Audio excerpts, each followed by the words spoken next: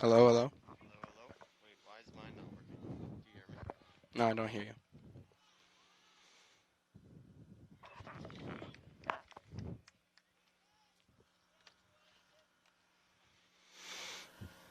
Hello, hello. Hold on. Muted. There we go. Hey, everybody, welcome back to WPT 90.3 FM. We're here live, Staples versus Ridgefield here with JT Spro and Rory Tarsi. It is currently no outs. Man on first for Ridgefield in the top of the first inning. You have Carter Kelsey pitching today. Matt Spot at first base.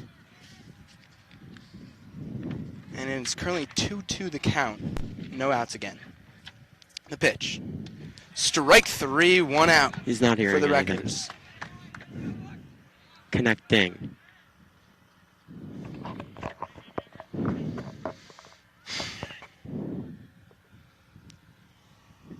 Alright, try mine. Hold on. Report. Is it connected yet? It's connecting. Let me go off Wi-Fi.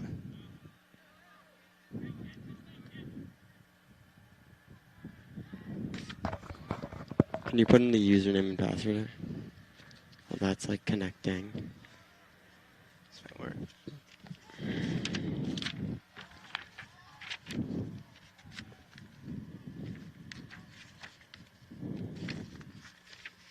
Is this their whole team? They only have 1, 2, 3, 4, 5, 6, 7, 8, 9. No, there's another page.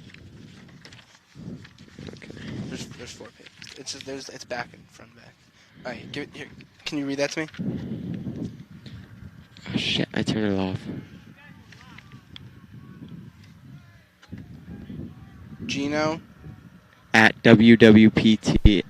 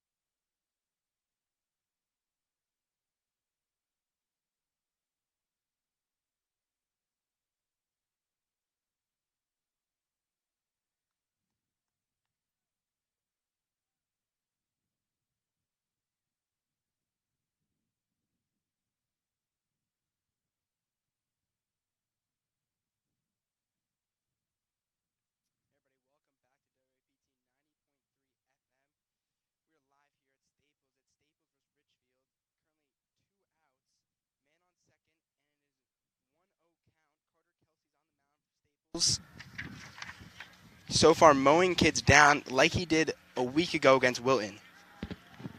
And a 1-0 count for Carter Kelsey. The pitch. Strike one, 1-1. And here in this first inning early, Carter, usually a great pitcher. There is a man on second, so some scoring opportunity for Ridgefield early. And Kelsey gets set. Looks back at second, the pitch. And slider just inside. Ball 2, 2-1.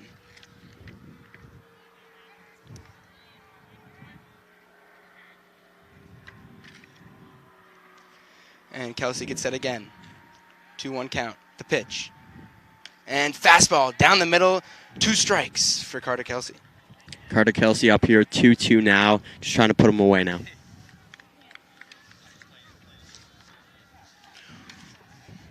Well, Luke D'Antonio started off the inning with a single, and ball outside for Carter Kelsey.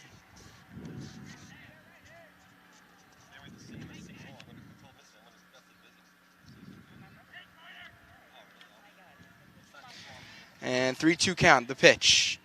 And got him, strike 3. That ends the inning for Ridgefield. And here we go, Staples at bat, coming up next inning, or the bottom of the first. Yeah, and Ridgefield runner ready to take his walk there, and the umpire said, no, you're going to the bench. Change field, and Staples is going to get their first opportunity to come up at bat after the inning change. Well, Carter Kelsey looking very, very good last week, 2 weeks, this whole year. Yep. I mean, it's crazy what he's been able to do for the Wreckers, and I was kind of touching upon it last week how, I mean, he's clearly the most valuable player to this team. Oh, 100% committed to Seton Hall for a reason, and the Staples team only with one loss this season, and yeah, they're looking very good. They're trying to get another one here, and it's a beautiful day to play baseball. I mean, they're coming off a 5-3 loss to Norwalk. Mm-hmm. What is Coach McFarland telling him in this big, big game against Ridgefield? I think don't make mistakes. I think a lot of last game happened, and their loss happened because they weren't able to score runs late in the game, and they made a couple fielding errors. So I think if they can limit that to a minimum, they're good. They have great pitchers. They have a couple great pitchers, so they don't need a ton of runs. Their defense can do the job. They just can't make silly errors. Yeah, I mean, I totally agree. I mean, they got a lot of threats on offense with Alex Oppenheimer, and he is batting second today after JW. And he's been bringing a lot of power today, or a lot of power this season for Staples. And with JW's speed, you know, we could see an early run right away off the bottom of the first.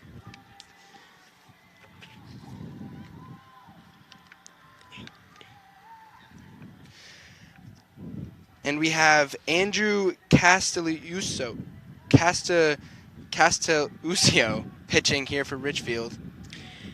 Yeah, he's a junior for the team. Great pitcher. This Ridgefield team, their scouting report is that they do have good pitchers, so I think it'll be a defensive game. They've got two great pitchers, one reportedly going D1, who's played with Alex Oppenheimer before. He was telling me earlier today, so we could see a good matchup between, because he knows his stuff, hopefully. Yep. But here we go, JW stepping in the batter's box. It's the bottom of the first. No runs, Staples gave up. And the pitch. Ball in the dirt, make that 1-0. And JW is a lefty, and he does have that speed, so he has that advantage. If he puts it on the ground, he can make it to first base no matter what. And the pitch. Low, another ball, 2-0. I mean, you can see it here, the third baseman playing in. Yeah, he doesn't want to let up an easy single, just if he dribbles it right to him. And the 2-0. Ball in the dirt again, 3-0. Yeah, so 3 straight low pitches for Andrew here, and we'll see how he's going to recover. And the 3-0 pitch. And strike one down the middle looking. Yeah, finally got one in there. I think they gave JW the red light there, looked at one, went right down the middle. And the pitch. And up right to the pitcher, and 1 out for Ridgefield. Line drive right up to the pitcher, grounder though, and gets it done. Yeah, that was great play, great reaction time by the pitcher there. And he's able to flip it to the first baseman for 1 out. 2 more left to go. And here we go, Alex Oppenheimer up to bat. Been playing really well from a hitting standpoint for the Wreckers. Again, he's played with Andrew before. 1 out, the pitch. And balling outside. Way and outside. Another one in the dirt. And that one got past the catcher there. So, the Staples team, they love chirps and they love getting riled. They have, close to 50 guys on the roster and in the dugout right now. So, if you're a pitcher, you can't let that get into your head.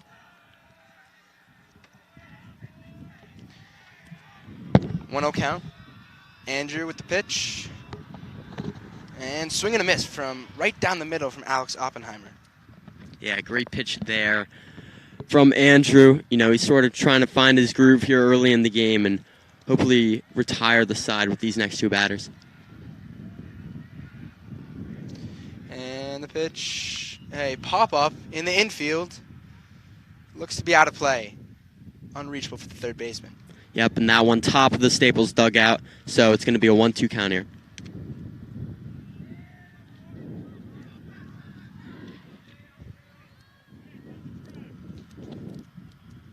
Andrew gets set. The pitch. And got him with the curveball. Strike 3. 2 outs for the Wreckers. Oppenheimer tried to reach away there, but the ball just got away from him. And great strikeout there by Andrew.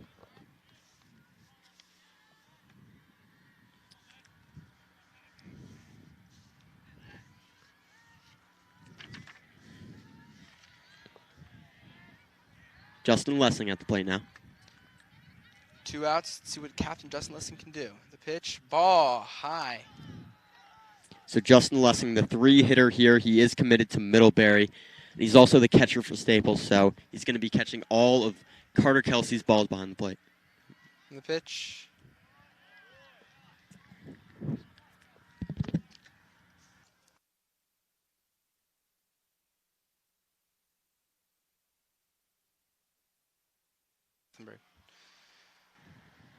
And a 1-1 count after a strike from Andrew. And calls time. Something going on at the plate right now, but Lessing steps back into the batter's box. A 1-1 count with 2 outs. No one on base. Yeah, sorry, that's my bad. Justin Lessing is not the catcher. That's Justin Rothenberg, who is another player. Justin Lessing is a pitcher and an infielder for the Staples Wreckers.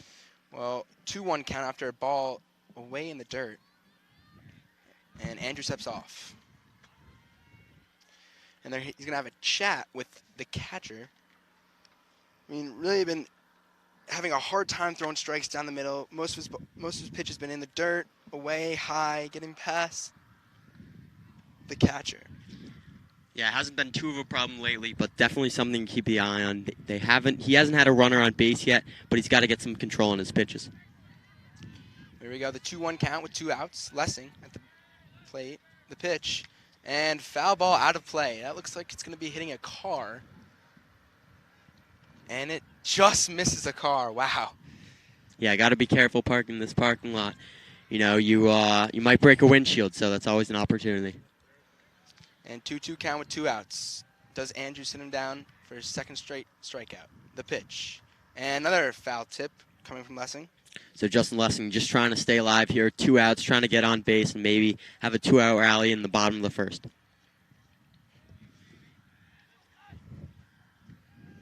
Again, 2-2 count. Andrew gets set. And the pitch. Curveball just outside.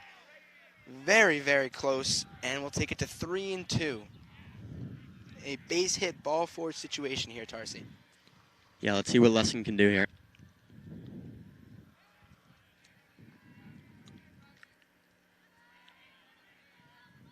Andrew with the pitch. And line drive to left field. Looking deep. Left fielder going back. Can't get it. Hits the fence. Lessing rounding first. And comes in with a double for the Wreckers with 2 outs. Yeah, got past the left fielder right there. Hits the fence. Sort of a line drive. Great shot there by Justin Lessing. And he had to slide actually to be safe in second base. Great play by the left fielder, but it wasn't on target. Quite on target. And now they're going to be in scoring position with Matthew Spot at the plate. Matthew Spot, the 4-hitter here, hoping to bring in some runs for the Wreckers early in this game. Talented pitcher, talented first baseman, and talented hitter. A junior for the Staples Wreckers, hoping we get a lot out of him this year and next year. But here we go, Andrew gets set. Man on second, 2 outs. The pitch. And strike 1 down the middle. And Spada's just one of these guys who's a phenomenal baseball player. He's been on the team since freshman year when they did win states. So, you know, he knows what a winning team's like, and he's going to do everything he can to win it again this year.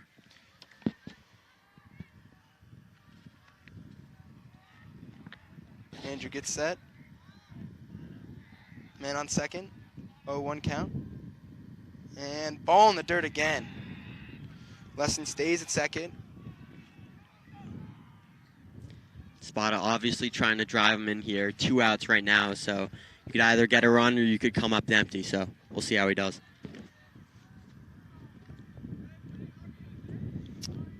1-1 count, 2 outs. Man on second. Spot at the plate. And the pitch. Strike high. Questionable call. Spada doesn't like it. And now he's settled with a 1-2 count.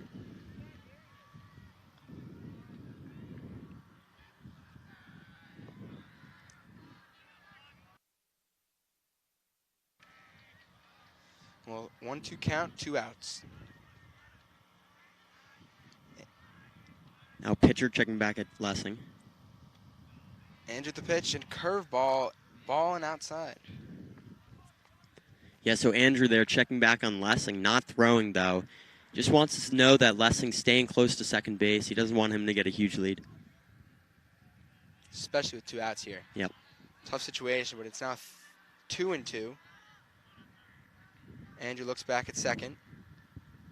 Forgets about him. The pitch. Spotted down the strike 3. Got him. And that will take care of the Staples records in the bottom of the first. And we're heading to the second. Yeah, no score through 1 inning, but a lot of baseball left to be played. And we'll see, obviously, just 1 runner on base for both teams. They both got to second base, but weren't able to go any further. Carter Kelsey coming back on the mound, second inning. Well, it's a beautiful day out here. 71 degrees, partly cloudy. A little overcast, but that's not stopping anyone. And something I love about Carter is he loves to throw the heat, you know. He's not scared to give it everything he has in every single throw. And he can go the distance, too. He's had a couple games where he could have no hitters, and he's been taken out of some of them, left in for others. And I believe one game he was taken out with 1 out left. They brought in Chris Zajac. In the Norwalk game, he had 17 total strikeouts at the time. No earned runs, 2 hits allowed, and they take him out because he was reaching that 110 limit. Yeah. But, I mean, a fantastic game from him. And then you were talking about his fastball. Then he'll change things up, and he'll go with his changeup or he'll go with his slider.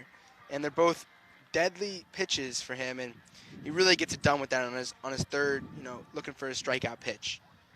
Yeah, he can change it up great, and that's why he's such a phenomenal athlete. You said it before, but it can't be understated. He is probably the most valuable player on this team, and it's for a good reason. Well, Andrew Filippelli steps in for Ridgefield, hitting at the 5 spot today.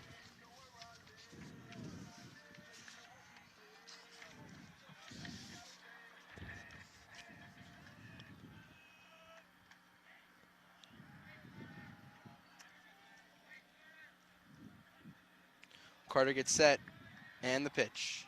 Strike 1 with the fastball. That had some heat on that. And the left fielder for Staples is playing way back right. His back is almost touching the wall there, so this guy has to have some power on Ridgefield. Well, 0-1 count, and the pitch, and balling outside.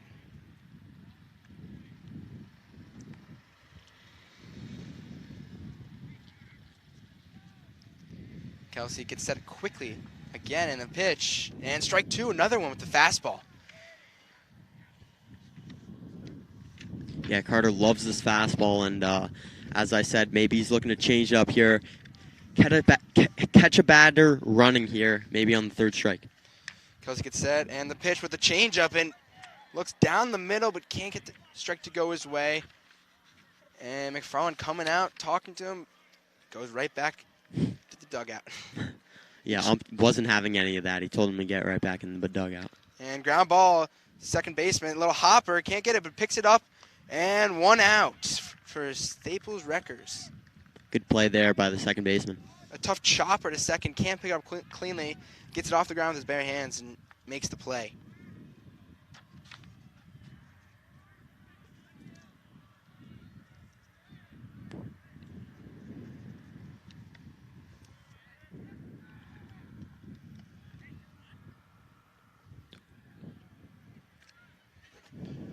Well, Jack Jelvok steps in, and a ground ball to the shortstop, Justin Lessing, and picks it up cleanly and makes the throw to first, but safe. Yeah, he took a second there to collect, and it was a second too long. If he fired it off right away, might have been an out, but he took too long. Now Jack Jelvok will be the first runner on base in the second inning here for the Ridgefield Tigers.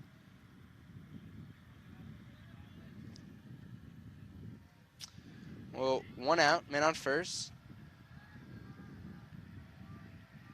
Kelsey, the pitch, and strike with another heater of the fastball. Ben Cherico steps in for Ridgefield. 0-1 count, 1 out, man on first.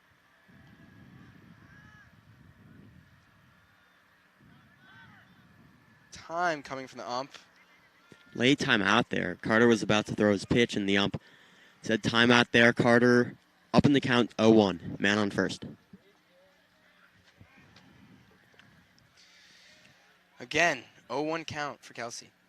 And then the pitch. And strike two. Down the middle with the heater.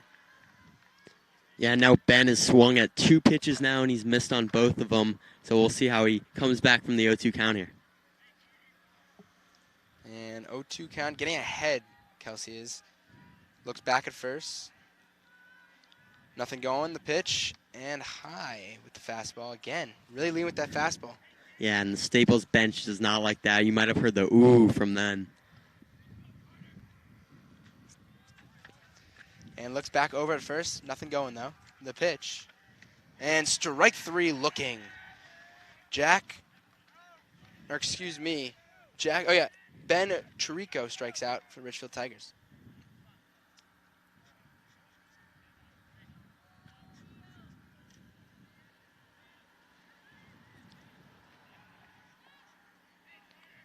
Well, Carter Kelsey already has 3 strikeouts, 2 outs. The pitch. Little slider action there. Strike down the middle. Yeah, nice change in speed there. Carter obviously doesn't want to pump gas the whole time, but when he does, it makes it all that more effective. Kelsey looks back at first. And looks over. Nothing going, though. Yeah, he looked back, and Jack was forced to run back to first base before Carter threw it. 0-1 count. No runs for either team in the top of the second. And the pitch. High and inside.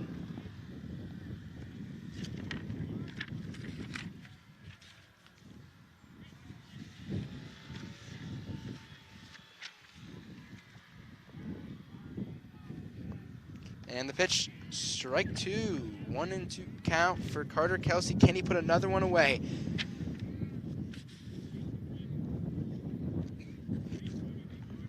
Liam Brewer in the batter's box right now. 2 outs, 1-2 count. The pitch and foul tip.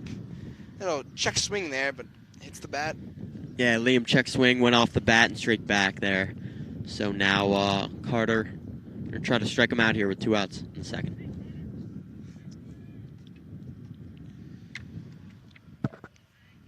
I'm feeling a little slider action here. He's going with the fastball recently. We'll see. Yeah, slider, maybe a little changeup. We'll see. The pitch. Slider action gets him. Looking again at another one of his victims. And that makes it 4 strikeouts for Carter Kelsey.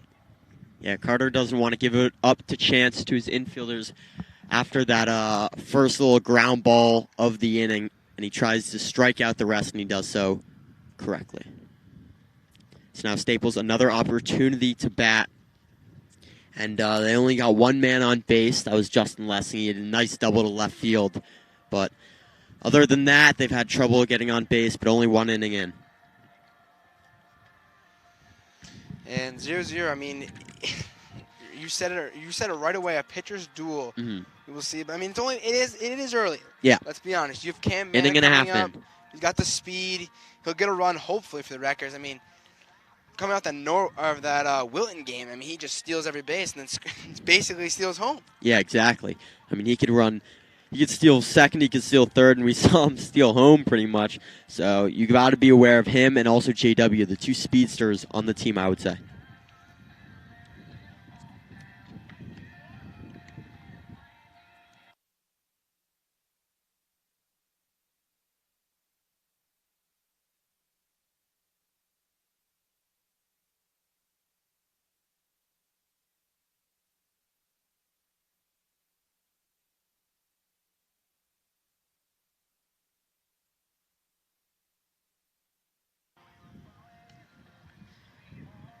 All right, Kim. So now Brennan Harold is going to be up first, and after him it's going to be, I believe, Cutter Frost. So those 2, both juniors, very junior-heavy team this year. Obviously, they have their captains and a couple seniors, but this junior class is very good, and now we'll see 2 of the best in that junior class coming up to bat.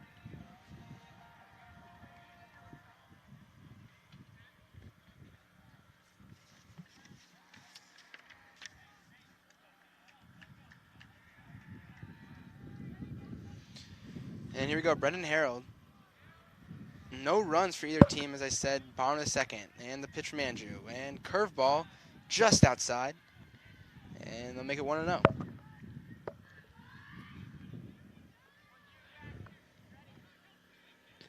There seems to be... And strike one, excuse me, 1-1 count. It's a big day for sports as well. I think the girls varsity lacrosse is playing a couple yards to our right on Ginny Parker Field. And then we got a big game tomorrow for lacrosse. Darien, the #1 team in the state, plays Staples here at home. Yeah, 5:30 tomorrow, so stay tuned for that as well. Andrew took a moment for himself to get gathered, but here is the 1-1 pitch. And foul ball. Could that hit a car? And just long. it's a close one here. Almost two balls now. I mean, by the end of the day, I think we're bound to see one hit. And a 1-2 count. Andrew winds up, and the pitch, and staying alive here, Brendan Harold. Another foul ball. Yeah, Andrew, I think he's been, more selective with his pitches now. He's trying to get more inside the box. I think it's good for him. His other strategy is going well for him so far, but I think it's just easier to throw less pitches. And the pitch, strike 3, gets Brendan Harold.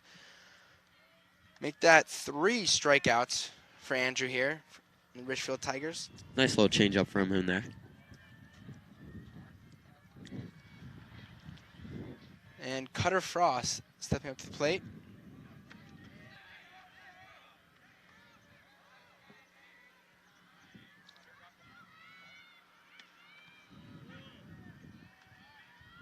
And strike 1. Cutter Frost looking right down the middle. And Andrew with the windup and the pitch. And curveball just low, missing the inside corner. Yeah, so bottom of the second here. Still a 0-0 ball game.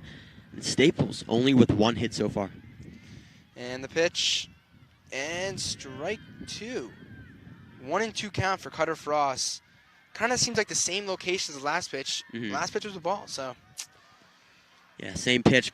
Cutter wasn't happy with that. Did a quick circle, and now he's back. And the 1-2 count high and inside for Cutter Frost, making it a 2-2 count with 1 out.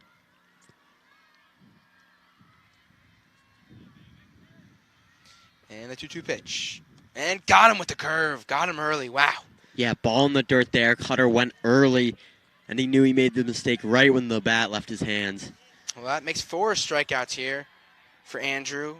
I mean, you said it again. I'm going to keep saying it. Pitcher's duel, combined 8 strikeouts. Yeah, obviously Cutter just striking out there. Brennan struck out, Spada, and Alex Oppenheimer. So that's 4 strikeouts total. Cam Manna up at the bat now. Cam Manna has been a helpful senior. Very much for the so. Wreckers with the speed. We said it before. And just the intensity he brings as well. Also, his great instincts in the outfield really helps Wreckers win games here. But an 0-1 count after strike. And the pitch. And foul ball. Misses another car. Cars are getting lucky today, I'll tell you that. I really haven't seen any cars get hit ever. Really? I mean, I've I seen feel like so they always just miss the cars here. Yeah. I would never want to park here during the games, that's for sure. Well, we parked far away, so that's good. And the 0-2 pitch. And little dribbler to the pitcher. Man is using his speed, but not enough, and that will make it 3 outs. And that's the end of the second, folks. Head into the top of the third. No runs for either team. 8 combined strikeouts for Ridgefield and Staples. I mean, yeah, we knew what we were going into at the beginning of the game. It's going to be a pitcher's duel, and that's what both teams love. And I think things will open up, and we will get more runs in the up-and-coming innings. But as of now, no runs just yet. I think that Staples, he's got to get a little more, we talked about their chirps and everything. We talked about it. I mean, they get into the pitcher's head really easily, and I haven't really heard much. Yeah, I think baseball takes pride in their chirps, and whoever isn't starting or whoever isn't playing at the moment, They're always going to try to get inside of the pitcher's head. But as of yet, they haven't really had anything to begin with. I think in the first inning when the pitcher for Ridgefield, Andrew, was a little wild, they could have some chirps going, but he's been doing well in the second inning. So top of the third now, Carter Kelsey. We'll see how he does.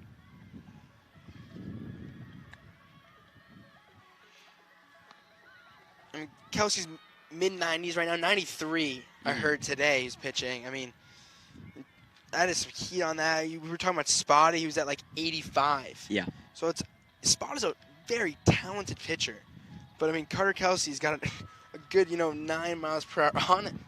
I mean, yeah, 9 mile an hour is so much, especially if you're talking about Spada, who is a phenomenal baseball player, and he can get it done. But then you just add 9 miles to that. I mean, that's just absurd. Now, Staples coming in, regrouping. What do you think they're saying to Carter? Strike him out, strike him out, strike him out? Just do the same thing you've been doing every single inning for the past few games. They're like, quick 1, 2, 3 wouldn't hurt right here.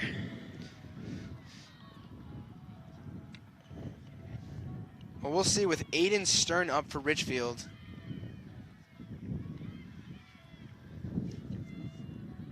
Yeah, lefty-righty matchup, so maybe Ridgefield can get something out of that.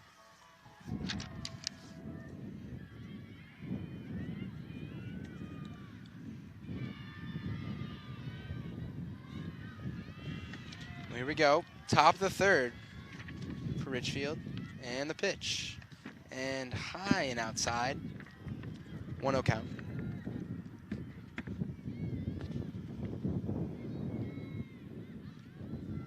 And 2-0 for Carter Kelsey to start off this inning.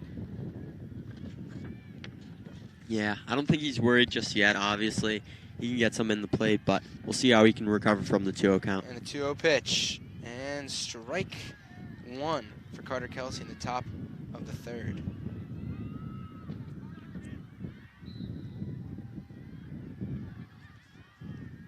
And the 2-1 pitch. Got him swinging. 2-2. Great pitch there by Kelsey.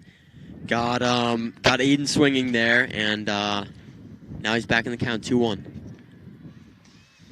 And Kelsey with a 2-2 pitch. And strike 3 swinging. Just mowing kids down right now. Like he does every time he's on the mound.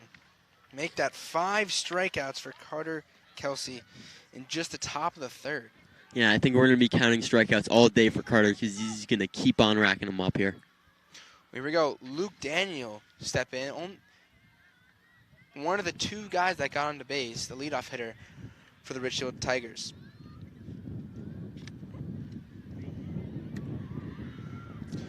With 1-0 count for Kelsey in the pitch. And got him swinging another foul ball. And that one hits the building. You saw that, though.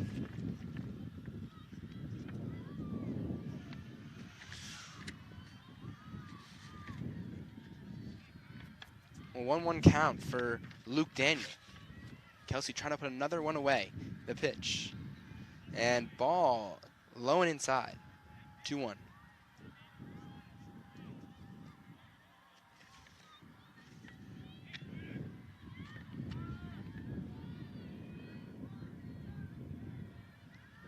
And the pitch, 2-2, 1 out.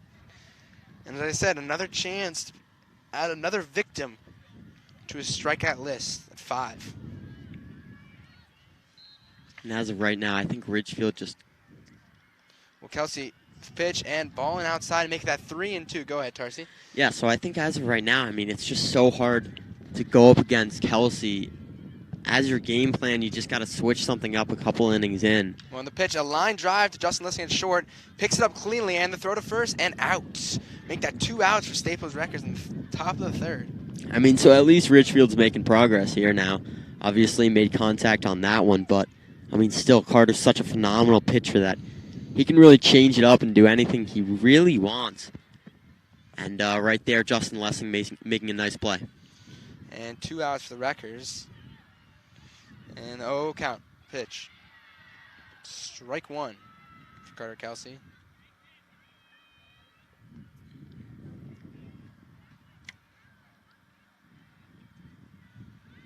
Oh, 1 count. Winds up. And 1-1. almost broke the plane there. Yeah. The check swing. Little inside, but he didn't bite for that one. And the 1-1 pitch. And got him swinging. 1-2, 2 outs.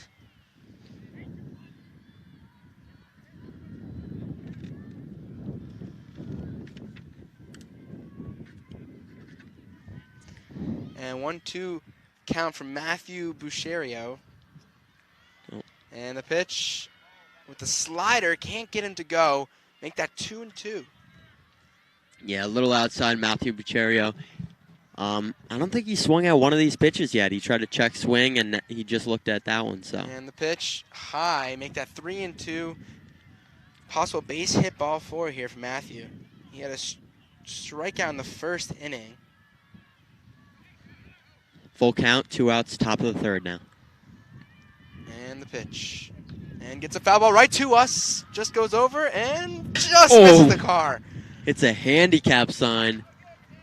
And it's going to roll back into the road there. So that came off the bat strong.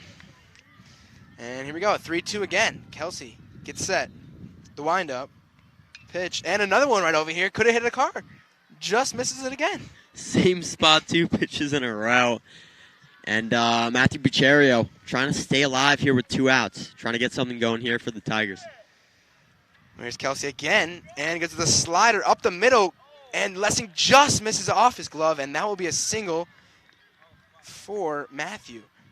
And Lessing staying on the ground there. He laid out for that. And I think he's clutching his body or his arm. He might have come down awkwardly on that one. And here comes G coming out, running out to second. Hope he's okay. I mean, a great infielder. Made some great plays already today. With the double. The double as well, hitting. The captain, I think I don't want to speculate, but I hope he just got the wind knocked out of him the best because, I mean, that was a tough play. It was hard. He hit the ground hard there. Yeah, it was right up the middle, and he tried to lay out to get a glove on that one. He did slow it down, but he wasn't able to stop the ball, unfortunately. It looks like he came down awkwardly. We'll let you know if he gets up or not.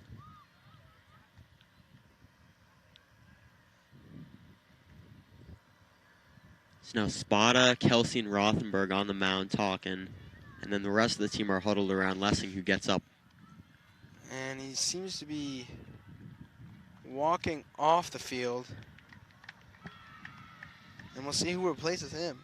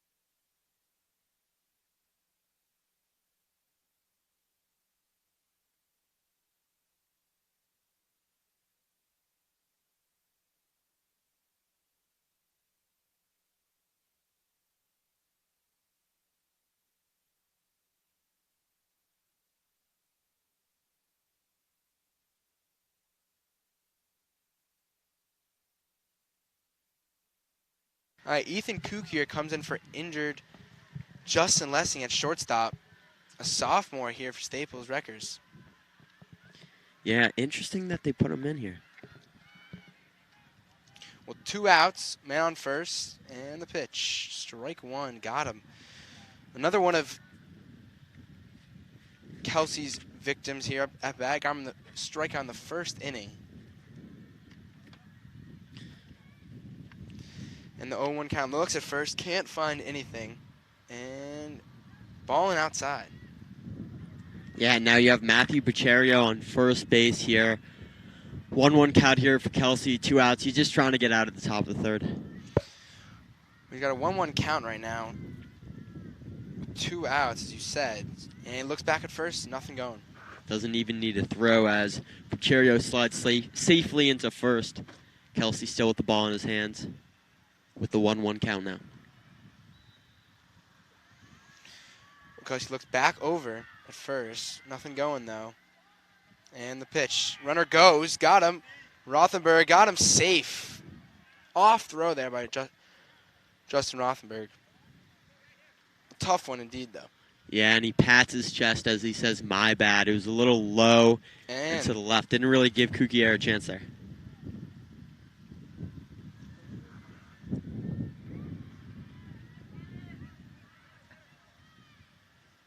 We go 2-1 count. Last pitch was a ball for Kelsey. And the pitch. Strike 3, excuse me. Yeah, I think the pitch on the when the batter went there was a strike, so he got the strikeout there to finish off the side, and now we're bottom of the third now. Staples with their third time at bat. Only 1 hit so far. They have that double from Justin Lessing, who got taken out middle of that last inning. No walks either, so it's been a tough one for the Wreckers. Mm-hmm. Well, the Ridgefield Tigers have 3 people that have been able to get on base on Carter Kelsey, but still no runs here going to the bottom of the third.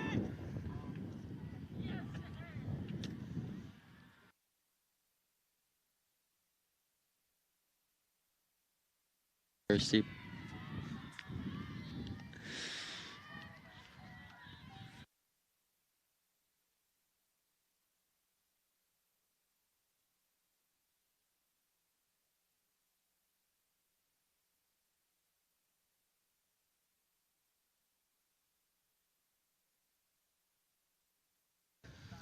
Well, again, no runs for either team.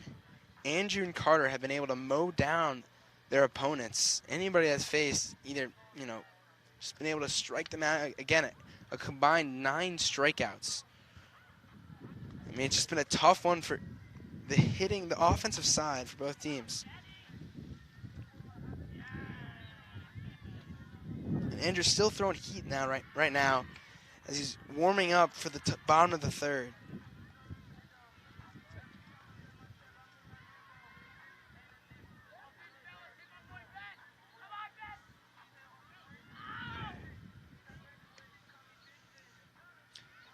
We're finally getting some life here from the Wreckers fans. Giving some heckles to the right fielder right now. I kind of feel bad for the man as he's been getting tortured last inning from the Staples super fans over here.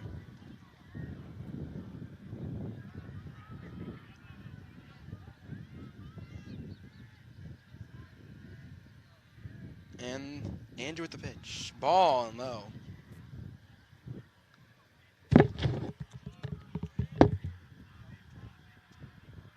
We're just trying to get to the top of the lineup. The Wreckers. And Andrew with the pitch. And foul ball.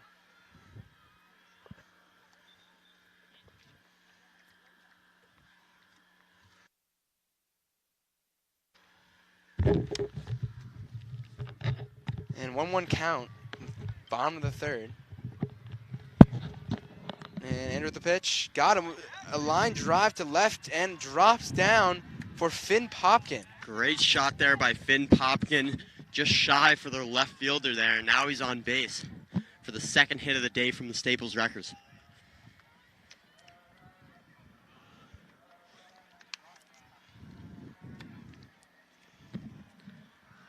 No outs. 1 man on first.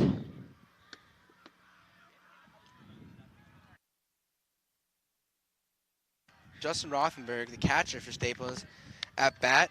And Andrew looks over to first for Finn Popkin, but nothing going there. Just trying to contain Finn Popkin here. Looks back over. Gets set, the pitch. Bunt coming from Rothenberg. Gets it down. Could be fair, goes foul. Yeah, tough foul ball there. Bunt. Looked like it was going to be fair for a little bit. But once it went out, the first baseman touched it, so it would stay foul, and now we've got an 0-1 count. Finn Popkin obviously on first, and Rothenberg up at bat. I've always wondered why, the ball is going foul. Yep. If you touch it, it's dead. Yep. If it's a foul ball, of course. Why do they swipe left to make it even go? Like, you've already touched it. You might as well just pick it up. Like, they do that in the MLB and everything, but the 0-1 count for Justin Rothenberg. And, again, Andrew steps off after Rothenberg showing the bunts. Again, not afraid of him. He showed the bunt. Maybe he would have hit it, but... Here we go. Andrew gets set. Looks back at first. The pitch. Ball and low. Popkin took a big lead there. If someone was there, the first baseman came in, but it would have been pretty close if he got him at first. Yeah, Rothenberg showed bunt there and pulled it away. Let's see if he'll show bunt for the third straight pitch now. Well, man on first, 1-1 count, or 2-1 count, excuse me, in the pitch. Ball low. 3-1 count here. I mean, do you let him swing it, you give him the green light, or do you give him the bunt sign again? I mean, no, I think you give him the green light. It's a nice count for the batter here. Obviously, you have one strike. Finn Popkin on first. You're just trying to advance the runners. Maybe try to get the first run of the day. And Andrew gets set. Rothenberg showing the bunt sign. The pitch gets the bunt down, and we'll go foul, and it goes foul. So the third baseman played it well there, and that would have been Daniel Buchero. He came in as he saw the bunt. The bunt went to the right side of the field, and it was sort of the same as the first bunt. Started in and then trickled out of play there. Went to Andrew Filippelli. He made a smart decision not to grab it. Yeah.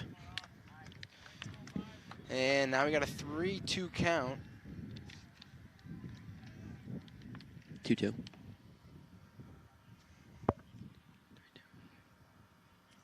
And looks back over at first. Nothing going there. Close, but... Yeah, Finn Popkin, obviously, he's being reckless here. He's taking big leads, but he hasn't been caught yet, so let's see if he'll keep taking the big leads. Here we go. The pitch. And gets the bunt down right to the pitcher and looks to first, and that will make it the first out, but he moves Finn Popkin over to second. So the third bunt finally stays in play for him, and he advances Finn to second now. 1 out, Finn's on second. And now, top of the order now, we're going to have J.W. Fitzgerald up once again. Well, J.W. grounded out to the pitcher in the bottom of the first. He's now got a runner in scoring position, Finn Popkin at second. 1 out for the Wreckers. Scoring opportunity. Andrew gets set. Winds up the pitch and ball low in the dirt. JW gives the sign to stay for Finn Popkin. Yeah, and Popkin's still taking a big lead there. Obviously, he wants to capitalize on the opportunity. Hopefully, he doesn't take too big of a lead now and gets picked out.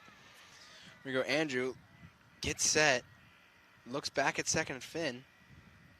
Nothing going. The pitch. And JW tries to get the bunt down, just misses. Or excuse me, foul tip, which makes the count 1-1.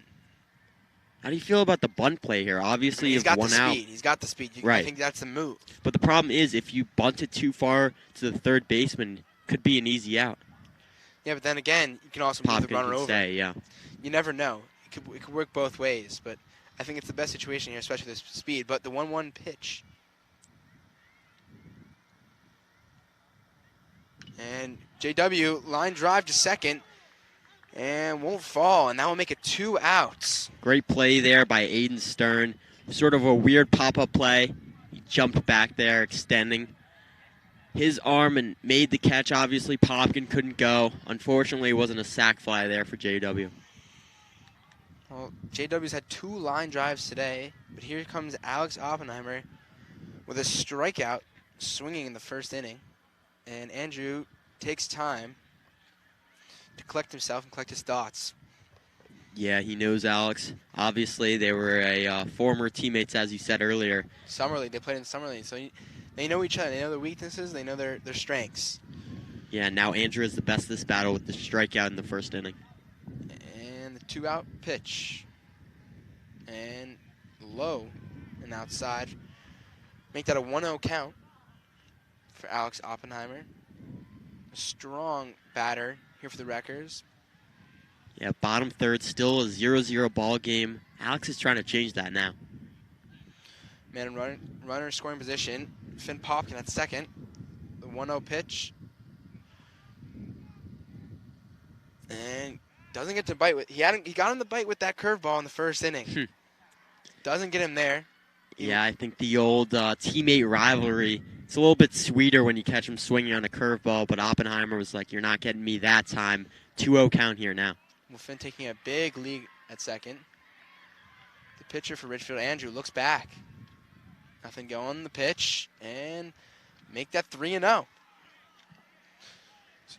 So Alex Oppenheimer is one of your best hitters on the team. Mm-hmm. Do you give him the green light?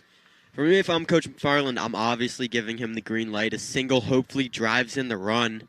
And then a walk you have, obviously, I think now you have Ethan Kukier coming in, I guess, since Justin Lessing did double in the first inning.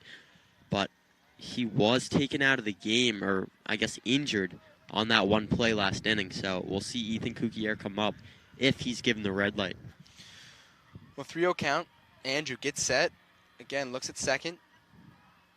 And the pitch. And down the middle, strike. The fastball. So obviously given the red light, down the middle. Now it's a 3-1 count here for Oppie. Hitter's pitch, as they say. 3-1 count, as you said. 2 outs. Man on second. Score still 0-0. The pitch. And gets him swinging foul ball.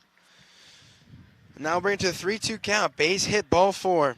Yeah, Andrew fighting back. Obviously, 2 great pitches there from him, and now it's going to be a full count, 2 outs. He's got the runner on second, but he's got a chance to keep it at a 0-0 ball game if he strikes Oppenheimer out right now.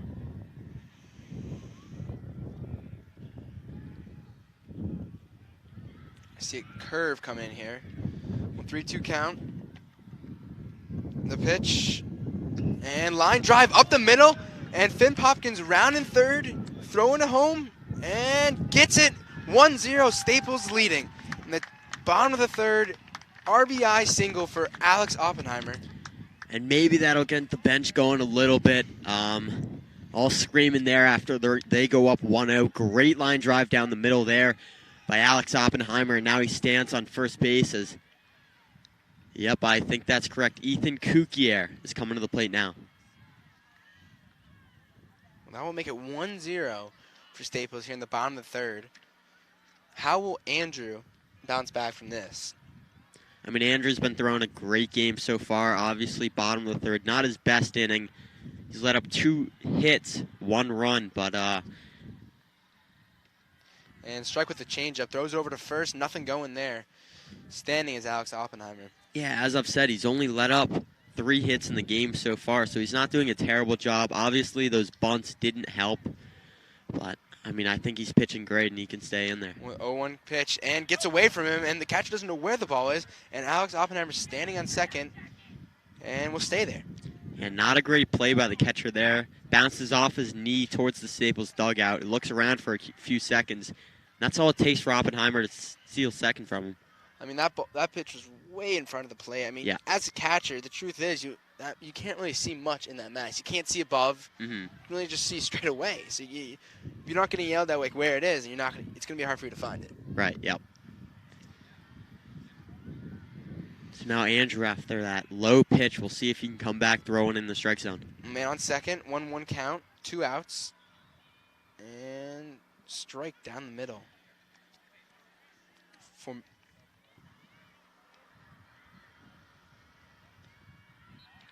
Now Oppenheimer on second base. Ethan hasn't chance.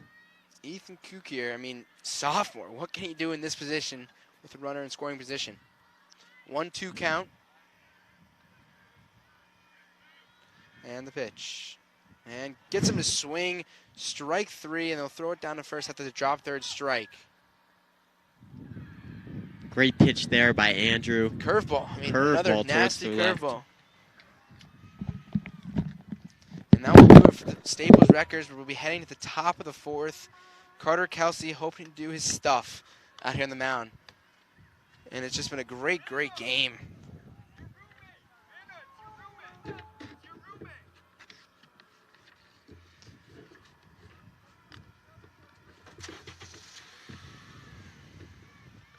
Here comes Kelsey, running out, trotting out to the mound. He's got his boy Rothenberg.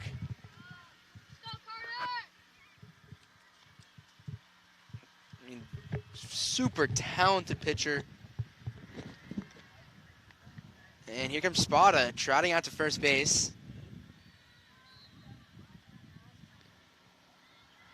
Hoping to get something going, the Ridgefield Tigers are saying in the dugout. And that's at least what I would be saying. Yeah, and something great about this game is obviously these home games, Staples Records being a good team, you have a lot of fan support. So, seeing here, you've got a lot of the students, a lot of the parents coming out here to watch the game.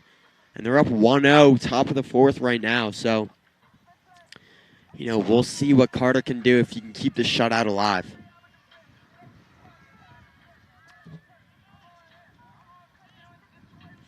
Kelsey's got 5 strikeouts. Had 2 in the first, 2 in the second, and 1 in the third.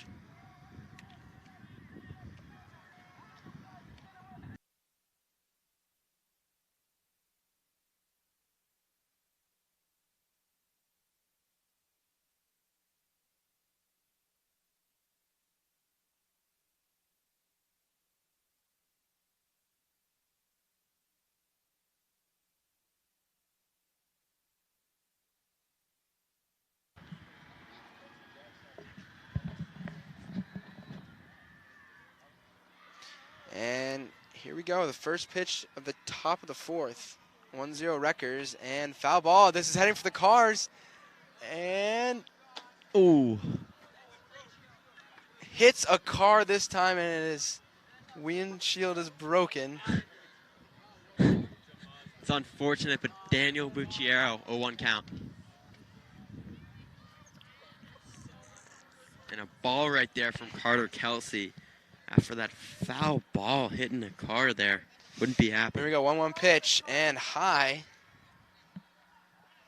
Make it 2-1.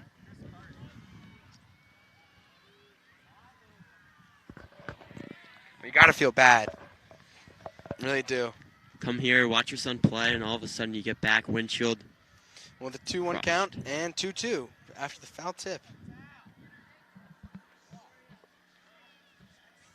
So 2-2 now, Carter Kelsey, known for his strikeouts. Daniel Bucciero trying to get a hit for the Tigers, down 0-1. And the pitch, strike 3, got him with the fastball, up and inside, and make that number 6.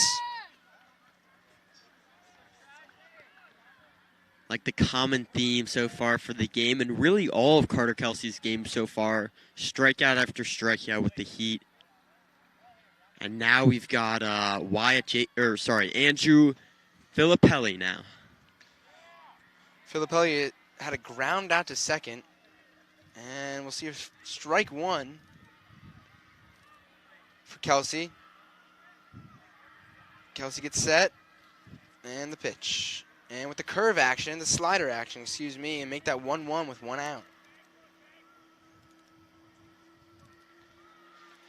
And Kelsey gets set quickly this time, 1-1 pitch. And got him swinging late on that was Filippelli.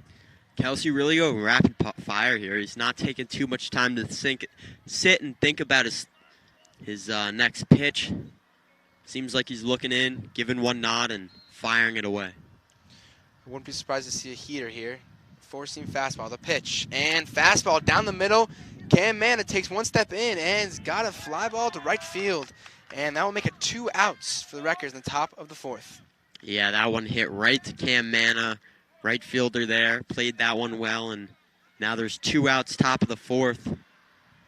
And we'll see what the Ridgefield Tigers can do here. Obviously have to get on the board at some point.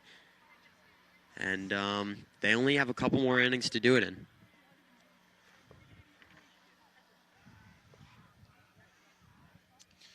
Well, Kelsey, 0-0 count with 2 outs, the pitch, and foul ball to Jack Jellikov.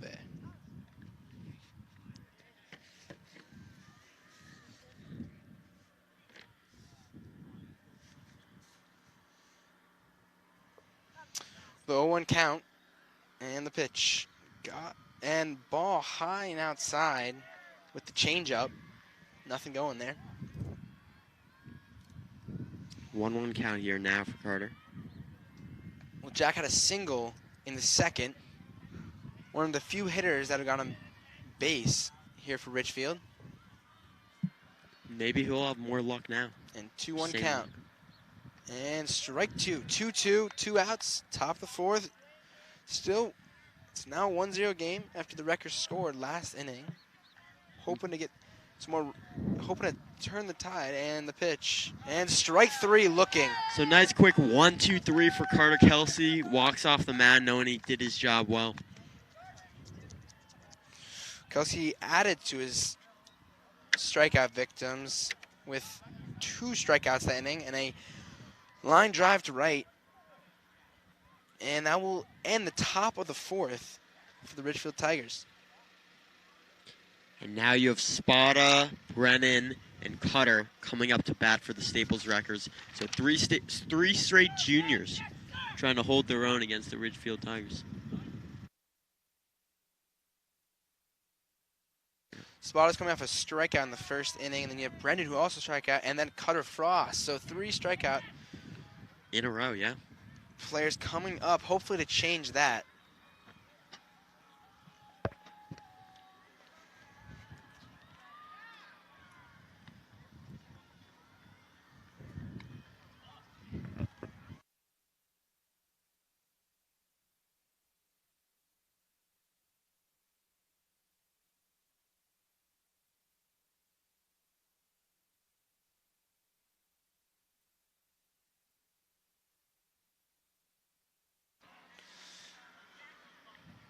Well, as we said, we got Matthew Spada, the lefty, coming up.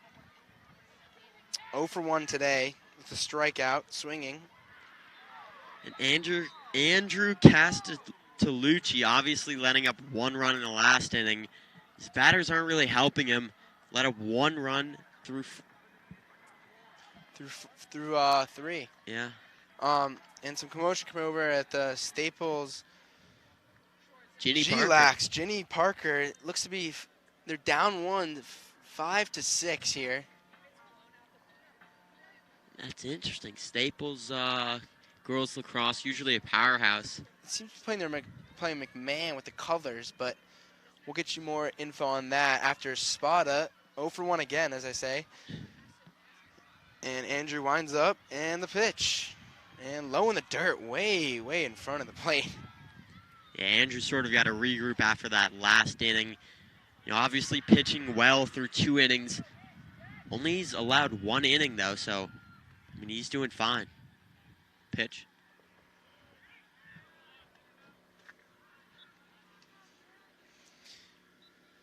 And 1-1 count for first baseman Matthew Spada.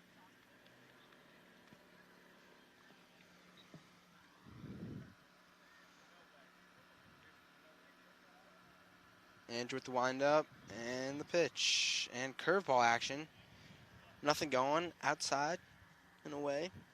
Spada, obviously great pitcher for the team, but also plays first game majority of the game, shares that position with Sean Clark.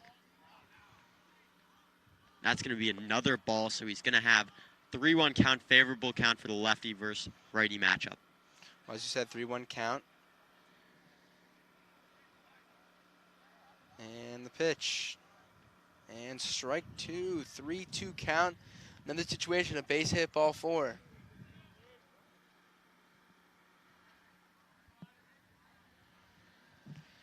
A 3-2 count. The windup and the pitch. And Spada with the foul ball heading over to the football stadium. Gets it. Oh, it's way out there. Yeah, I know. Right in the middle of the football stadium. Someone chucks it back to the baseball field. And we'll do it over again. 3-2.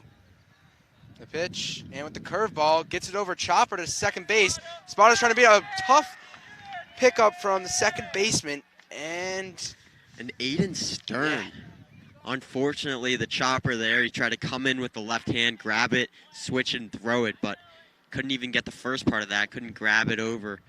And Spada beats out the throw, late throw, and now he's on first, 0 outs. Brennan Harold, also another guy with the strikeout in the first inning. He's going to be up at bat now. you go man on first, Brendan Harold. 0 for 1 in the day. The pitch outside.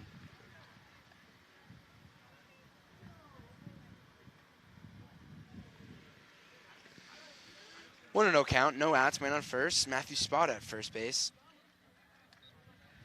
Andrew looks over. And the pitch. And low, but Harold swinging, make it 1-1.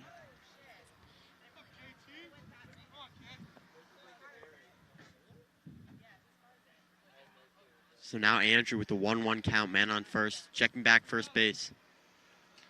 Here we go, Andrew with the pitch. And strike 2. Brendan Harold missing there. Make that 1-2.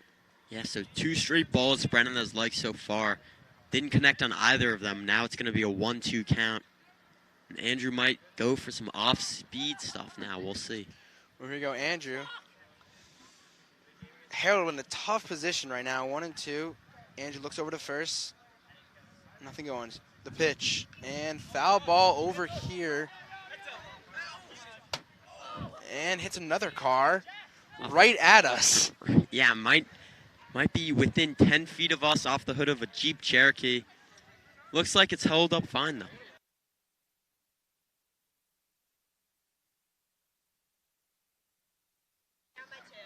Were they...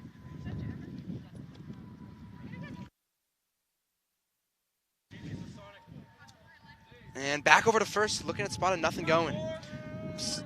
So it is currently 5-7 for Staples Girls Lacrosse. They're playing Wilton right now, known as the Sonic Bowl. Down by 2. At halftime. Yeah. So we'll see what happens. We'll update you with that. Back over here, Staples baseball. 1-2 count. The pitch, high. Make that 2-2. So after fouling off that first one and another one there, it's going to be a 2-2 count here for Brendan. Obviously, you have Spot on first base. Here we go, 2-2 count. No outs for the Wreckers, and the pitch. And gets him swinging, pass ball. And they'll just call it a strikeout. And that's sort of 3 straight pitches on that. Well, not 3 straight pitches, but 3 pitches on that bat. Harold struck out. He likes getting the low balls, but he wasn't able to connect on either 3 of them. Drop third ball, strike there. And Spada advances to second base. So now you're going to have Crutter Frost, who struck out as well earlier in the game, and Spada on second base. And Andrew's still in the game after pitching 3.5 and giving him 1 run. It's a good idea from Ridgefield's head coach. And the 1-out pitch coming from Andrew. And strike 1, got him swinging the fastball. 0-1 count. Again, man on second, Matthew Spada with the ground ball to second after the air coming from Adam Siden. Andrew looks over to second. The 0-1 pitch and steps off. Just a quick reset for here, Andrew. Obviously don't want to give up a single or a double, because that will be another run for the Staples Wreckers. Spada has speed. Never count on Spada's speed. Yeah. Might be a big guy. Tall, but definitely goes up the middle. I wouldn't be surprised if they send him home. Yep. The 0-1 pitch coming from Andrew. And low. Now stands are sort of filling up here for Staples. Got a few hecklers coming in. It's going to help the Wreckers out a lot here, I think. Wind starting to pick up. It's not pushing the favorable direction of the hitter, but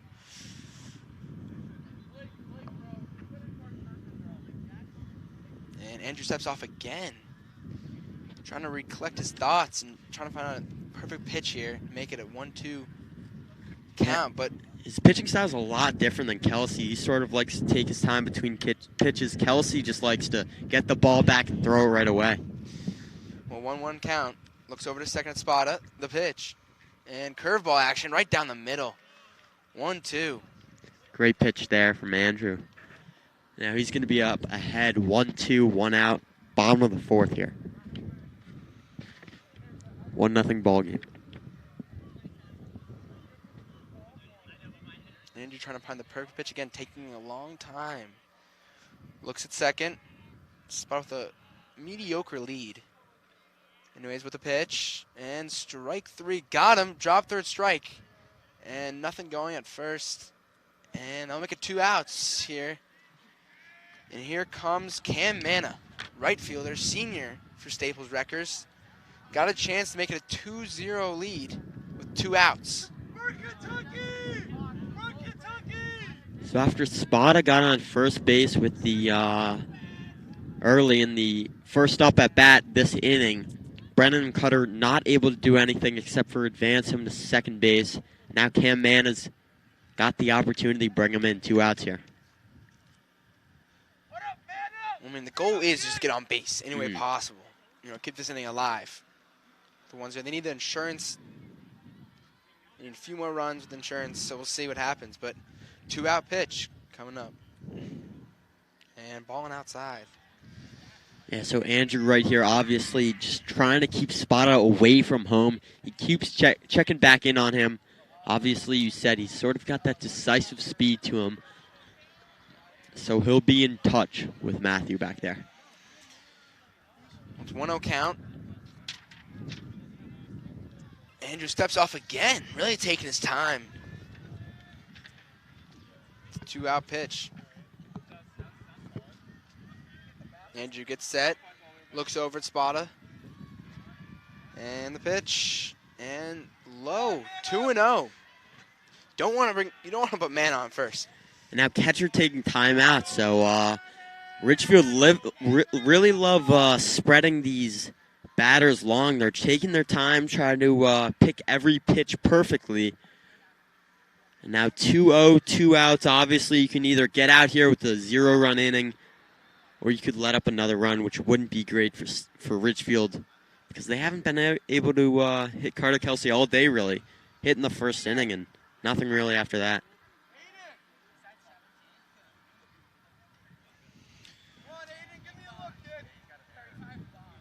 Here we go, Andrew gets set. Staples Girls Lacrosse is back from halftime. We'll update you guys on that. Still 7-5. But the 2-0 pitch. And ball in the dirt, 3-0.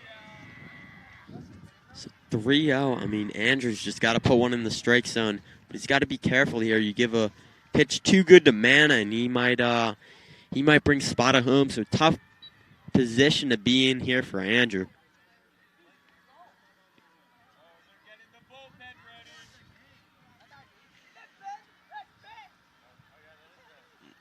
3-0 count. Man will probably have the red light here. Takes time.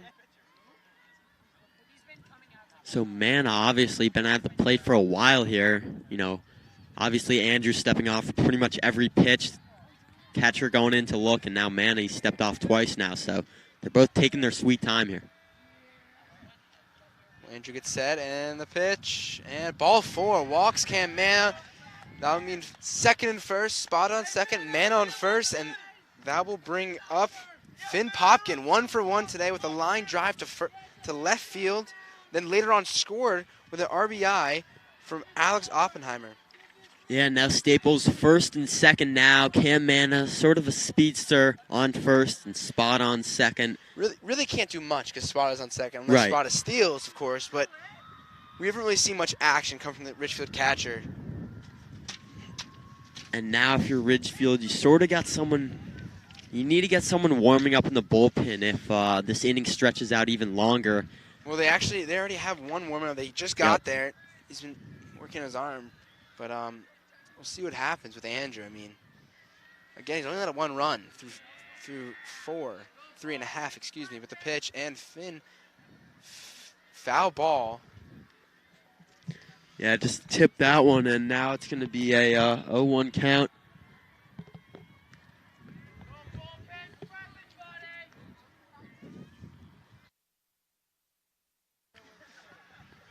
And 0-1 count for Finn Popkin. Again, 1-for-1 with a single.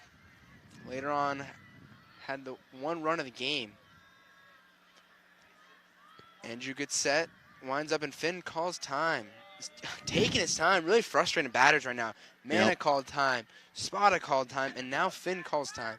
Well, I think Andrew looked back at second one too many times, and after he sort of looked back at Spada for the third time, Finn was like, "You're going to play games, I'll play games as well." He steps out of the box, reset. Staples super fans are definitely going crazy right now with the 0-1 count, the pitch, and strike two. Seemed to hit the dirt there, but we'll make it 0-2 count for Finn Popkin. Yeah, not a great situation here for Finn. He's down 0-2, 2 outs, man on first and second. You don't want to leave these base runners stranded. 0-2 count, 2 outs, Spot on second, man on first. Man trying to give his teammate a little inspiration right now as he's down in the count. And pitcher calls time again, and the catcher will come out and talk to Andrew. It's the second time in 2 batters now that, the catcher and pitchers have came in and talk. Not really much to talk about here. You're up 0-2 in the count, so maybe just deciding on the pitch here. I don't know.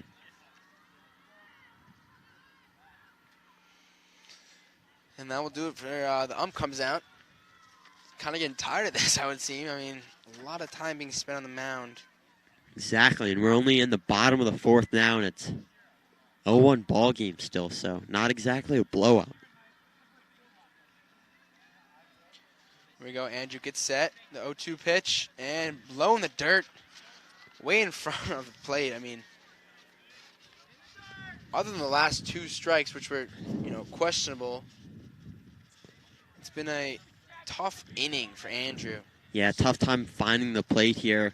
And when he has a lot of connection on his pitches, obviously he sort of walked Mana in spectacular fashion, 4 balls, 1 strike, and now it's 1-2 count here for Andrew. Here we go, 1-2, as you said. Man on first and second, 2 outs, the pitch, and foul ball. Finn staying alive.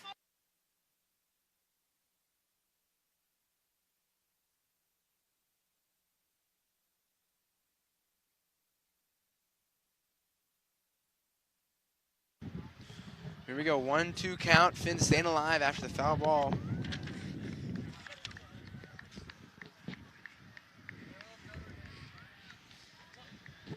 And the 1-2 pitch.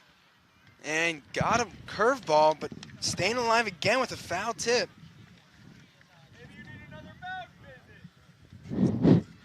So Staples superfan obviously agreeing with us. A lot of mound visits here. And, A great chirp coming over here. Really got to love when people show up to these games, cheer on their classmates. Now sort of a stare down now. Well, man, clapping big right now. I got first. He's a base runner, but here's the pitch. And foul ball coming to us again, but a little short. Hits the hill. And I mean, all these balls are coming right for us, JT. They're trying to send us a message or something like that. Now it's going to be 1-2 again for Finn Popkin.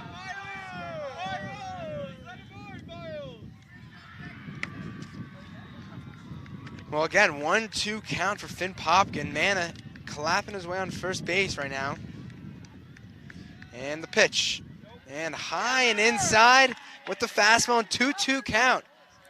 Yeah, I mean, Mana's sort of trying to get in the pitcher's head here. He's been clapping on a couple of the pitches now, and we'll see if he does it again. He's continuing the clapping, if you guys can pick it up in the live stream. Well, the 2-2 count with 2 outs. And the pitch. And foul ball, staying alive. Finn Popkin, this will be the 8th pitch of the at-bat. Yeah, long at-bat here. Finn doesn't mind. I don't think Andrew might get under his skin a little bit, though. 2-2, obviously. You have 1 ball to spare. But Finn's just protecting the plate, and he's doing it well now. Well, here we go again. 2-2 count. Will he stay alive again? And another time from Andrew. Gets set again. And the pitch. And foul ball coming this way again. And just a little short. Yeah, as I said, they're all within a 10-foot radius here. I don't think we're going to get hit just yet, but they've been trying to hit us all night. Well, again, 2-2 count. What does Andrew have in his back pocket that he hasn't shown yet? As Finn has been able to make contact each and every time. Looks back at second and spotted the pitch. Inside, almost hits Finn. And now we have a base hit ball four situation, 3-2. Full count, great job by Finn Popkin, working the count back to 3-2. 11th pitch in the at-bat. And I think Cam Mana's hands might be tired now from clapping this much. And maybe not, he's still clapping away. So we will see. Can he load the bases or get a single and bring in a run? The pitch. Runners and go. Another foul ball. Yeah, runners went there, obviously. Full count, 2-out situation. No matter, yes. And that's a very big long. thing to know. Yeah. No matter what, they're moving.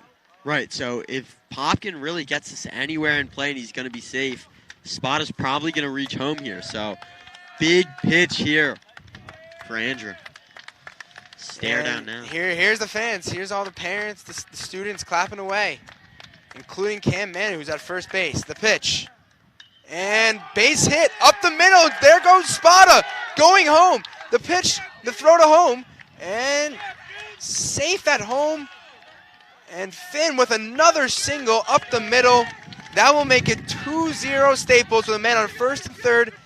And Cam Manna, the speed at home. If anything gets past the catcher, you never know. And I wouldn't be surprised to see a pitching change here.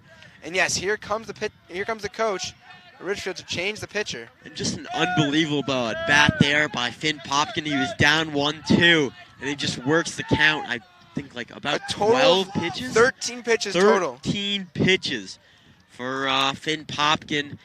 And he finally ends up bringing in Matthew Spada for the second run of the day. And now it's going to be first and third. And now Justin Rothenberg, the catcher, is going to be up now, hitting 9 today. So first and third, obviously, Manna's such a speedster. You just want him in. Maybe even stealing home like he did the other game. Well, Ben Chirico comes in for Ridgefield pitching here in the bottom of the fourth.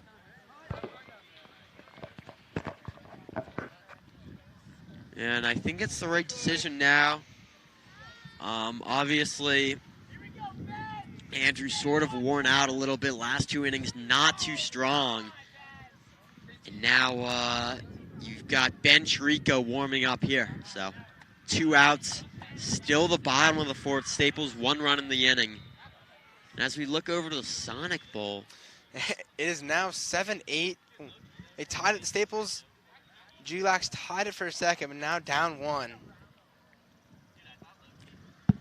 And yeah, 16 minutes left to play in that girls lacrosse game.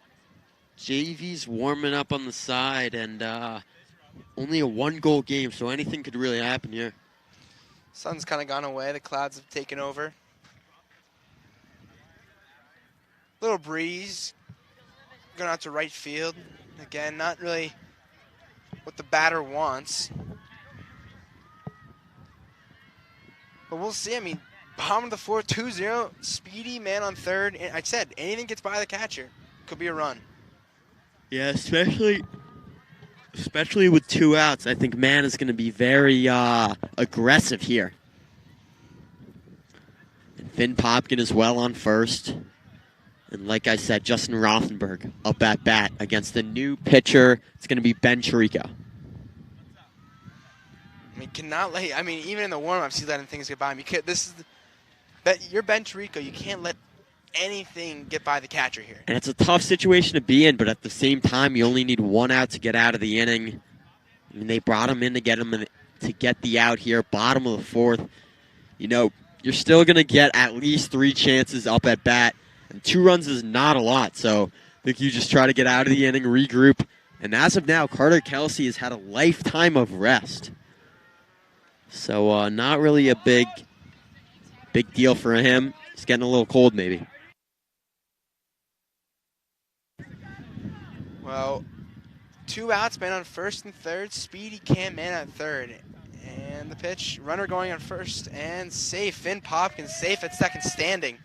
And that's big right there because all of a sudden on a single, you could bring in 2 runs instead of 1. Finn Popkin going on the first pitch.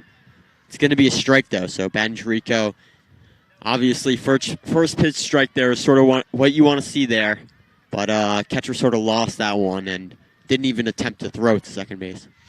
Here's Justin Rothenberg, had a sacrifice bunt in the third inning.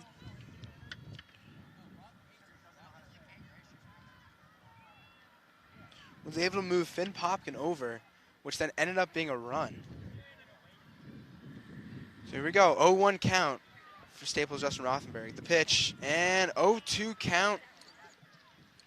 Down on strikes, 2 outs. It looks like Trico's taking a lot less time than Andrew was.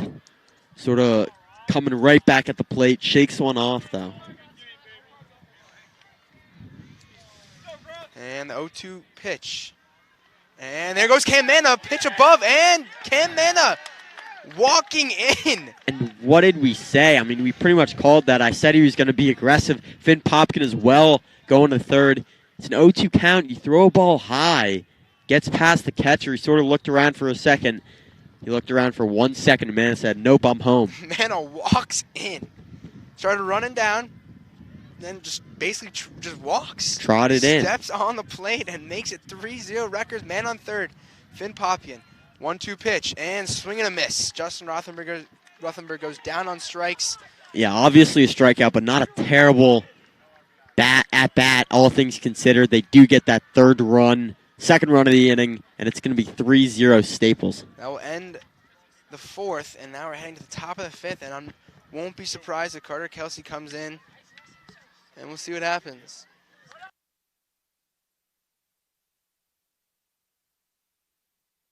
I mean, Kelsey's probably at like, what did you say, 55 pitches, 60 pitches? 60 pitches, but he had a ton of rest after that inning.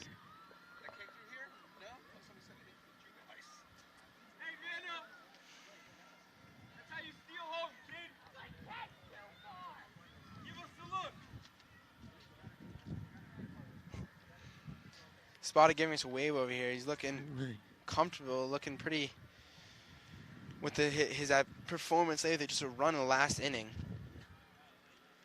And now Staples Lacrosse still 7-8 against Wilton over at Ginny.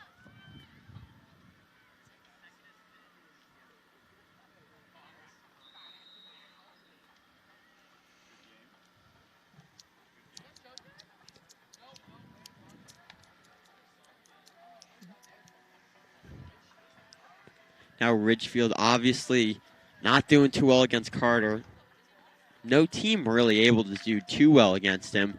He's let up 0 runs through 4 innings so far. Top of the fifth right now, 3-0 Staples lead. Well, Finn Popkin, him and Carter Kelsey have been huge valuable players today for the Wreckers. Finn Popkin with 2 singles, 1 run and an RBI. And then Kelsey on the other side of the ball, the defensive side. He's got a total of 6 strikeouts.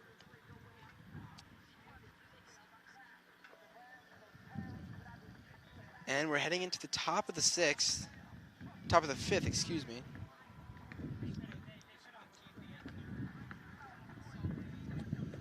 Little talk at the mound, the whole infield, and here we go. Kelsey's coming off a 2 strikeout inning.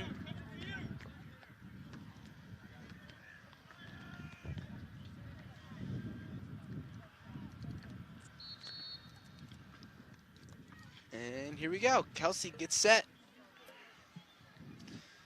The pitch. And strike 1 with the fastball.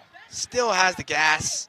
And he's going up against the Ridgefield new relieving pitcher, Ben Trico. So that matchup will be interesting to see. And ball high and outside. Again, Kelsey getting set quickly. Winds up, and the pitch. And strike in the dirt. Got him with the changeup. Great pitch there by Kelsey. And now 1-2 count, trying to take his 7th strikeout of the day in the top of the fifth here. As you said, 1-2 count. Trico takes time, trying to gather himself after, 2 really good pitches. coming from Kelsey with the changeup and the fastball. What will we expect here? The pitch. And fastball down the middle. Strike 3. And Carter very composed throughout this game. I mean, he's been able to do it with every single one of his pitches, really. Obviously, fastball being the primary of his pitches, but, I mean, 1 out now. He had a lot of rest after that inning. And now second batter up now. And the pitch. High. So Liam Bauer now up at the plate.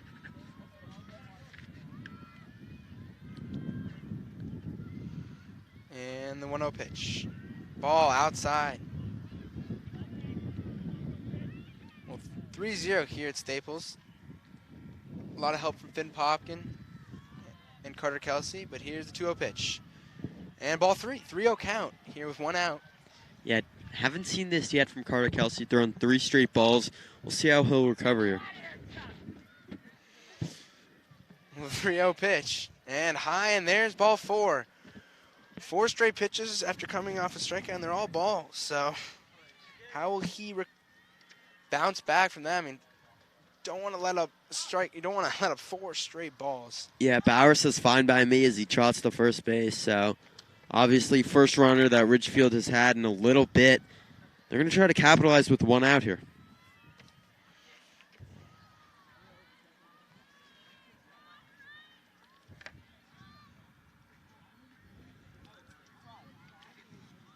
Aiden Stern now at bat. Kelsey gets set. Then the pitch. Strike 1 with the fastball. William Boher at first with 1 out. And the pitch. And bunt coming from Aiden Stern. Yeah, Aiden Stern showed bunt there. Couldn't connect though, and looks like Carter's back in his regular form. 0-2 now. We go 1 out. Again, man on first. And the pitch. And foul ball. Good cut there from Aiden Stern, who had a strikeout in the 3rd inning.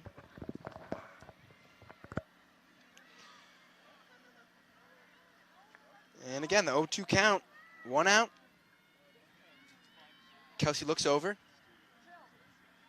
And the pitch. And high and outside. 1-2 count now for Kelsey. 1 out, man on first. Let's see what Stern can do. Kelsey with the pitch. High and outside again. 2-2. 2 straight balls. Had him 0-2. I've seen this before many times, actually. Kelsey gets really, he's I wouldn't say wasting pitches, but he gets ahead in the count 0-2 and then brings it back to 3-2. Either walks him or strikes him out. And 3-2, as I said. Full count. Obviously, last at bat, 4 straight balls here, 3 straight balls. See if he could recover with the strikeout to end the batter. And the pitch. And outside, and that will make it 2nd and 1st with a walk from Aiden Stern. And here comes the leadoff hitter, Luke Daniel, who is 1 for 2 on the day, had a single, and then also had a ground ball to Lessing. A good play from Lessing, make it a good throw. 1 out.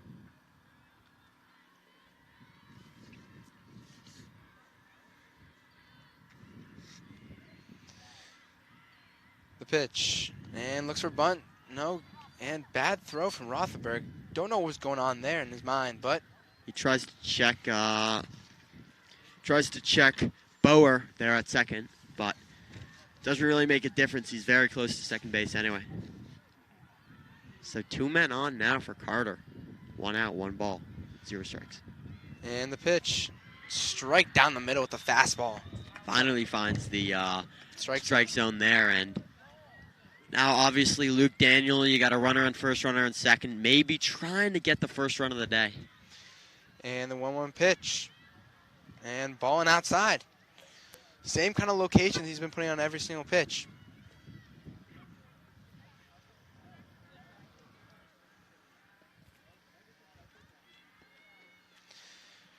One out, 2-1, the pitch. And line drive to left field. Gets down. Ridgefield sending to third base and holds the ball in left field. Don't know what's going on. Bad throw into the infield. And now we'll make it 3-1 with a man on second and third. So Brennan Harold there, he sort of fielded it off of one hop, and he sort of lets that one slip as he was going to throw it in. Turns what should be a single into a double. Now there's going to be a man on second and third. And here comes Coach McFarland coming out. After striking out the first batter of the inning, gives up a walk, another walk, and then gives up a single, which then turned into a double from an error from Brendan Harold. I would be very, very surprised if they take out Carter Kelsey here, especially with the man on second and third. It's a tying run at second. Yeah, tying run at second, 1-3 ball game now. You get two runners in scoring position, and Carter's sort of got to calm down here, find the strike zone again, get back into his normal rhythm. But pretty scary inning so far for the Wreckers. Truth is, I'm not worried one bit. If I'm a teammate of Carter's, or even a fan, because the way he's been able to mow down batters, I mean, so far, Matthew Bucerio up to bat, and he's 1 for 2 on the day. He's got a single and a strikeout. So I'm not too worried if I'm Kelsey, because he's faced him. It's an even battle right now. But now you have a pinch runner at second base. That's Will Hanna, sophomore, coming in. He's probably got the speed. Yep. Really trying to tie the game with 1 out. So if you get a single, probably easy run from third, but the second you're going to try to want him to come in, bring in the sophomore with some speed. Kelsey taking his time here. Looks back at second, the pitch, and gets him swinging. Got him with the check swing. Broke the plane, and now we'll make it 0-1. Yeah, Matthew Pachero definitely went with that one. Very low pitch. Now it's going to be an 0-1 count for Carter. There you go, Carter. He's got him 0-1 with the slider on the first pitch, the second pitch, and down the middle with the heater. 0-2. And it looks like he's not too worried about the runner on third base. He's taking a big lead. If he throws a wild pitch, Ridgefield probably gets a run, but right down the middle there, 0-2 count here for Carter. Carter gets set, again, taking his time. And the pitch, and balling outside. Runner goes to third, and will get in standing. 3-2, Staples leads. So there, another example of what you said earlier, Carter going up early. And then with the third pitch, you have the 0-2 count, but there's a guy on third taking a huge lead. Kind of a wild pitch there in the dirt. And Ridgefield's getting home from third base, and guy on second goes to third. So it's a 2-3 ball game now with tying run at third. Here we go, 1-2 count, the pitch. And out! Line drive to second. And Finn Popkin comes up with it. I mean, again, the star player today for the Staples Wreckers. 2 for 2, a run-saving play. Yeah, great play there. Doesn't let that go through. And even if he catches it off the hop there, it's only 1 out, so you probably might get a run there. And no force out at home, so you're right, it'd been tough. We got some action in the bullpen for Staples, but here comes the 0-0 count with 2 outs. Just trying to get away with after 2 runs scored from Ridgefield. Yeah, not a great inning here from Kelsey, obviously, and you still have to get out of it with the man on third. And the pitch, strike down the middle.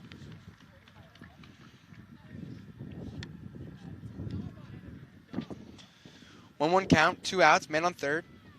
It's 3-2 currently in the score. And the pitch, and foul ball. And we're safe. And in the bullpen right now, we have Chris Zajac warming up. He came in for 1 out in another game earlier this season, but he's a lengthy guy, so. And 1-2, Kelsey takes his time, steps off.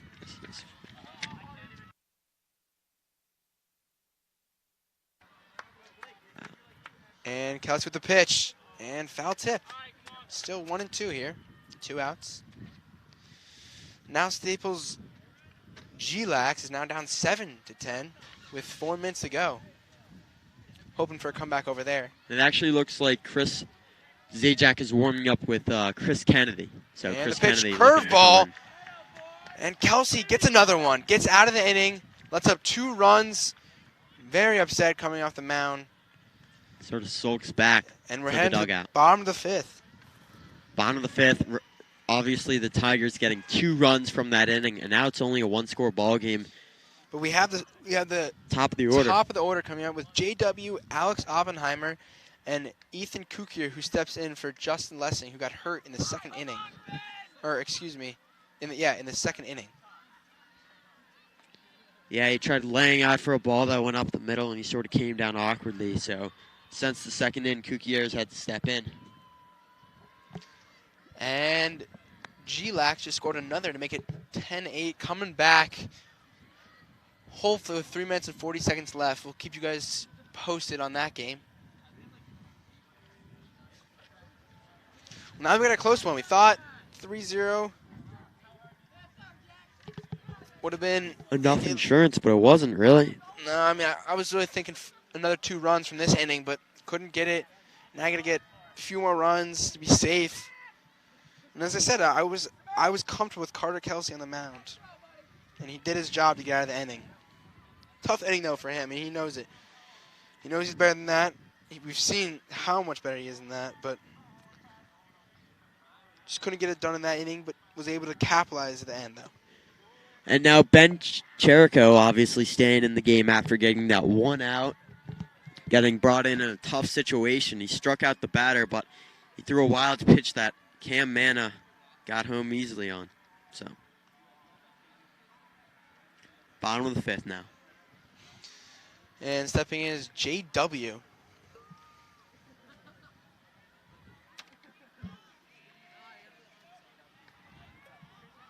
JW is currently 0 for 2 in the game, and the pitch outside. 1-0. JW, one of the strong batters on the team here, and today 0-2, looking to try to get on base here. And the 1-0 pitch, and high, 2-0. Not a guy you want on first. No, not at all. The speed that he has. Especially with 0 outs. Ben Cherico down 2-0.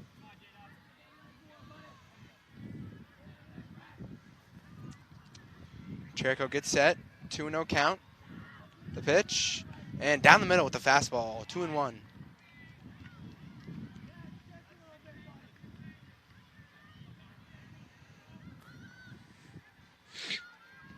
JW is up in this count, 2-1. And the pitch, and fly ball out of play down the third base line. Got a piece of that one, popped up over to the left. Another one that's going to roll out to the end zone of the football stadium. 2-2 count.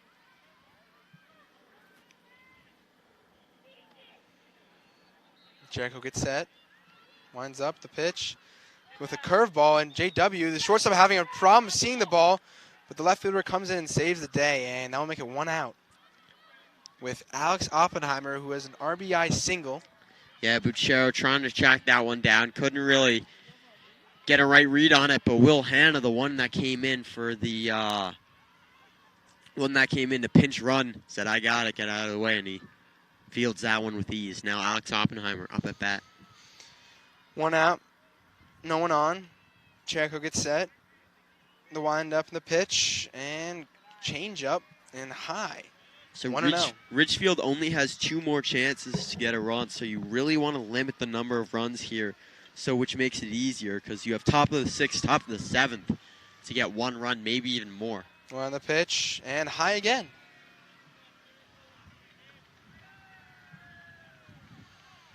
Well, minute 14 left in the Staples girls lacrosse team. They got the ball on the other side of the field. Yeah, not looking too good for them. They are down by 2.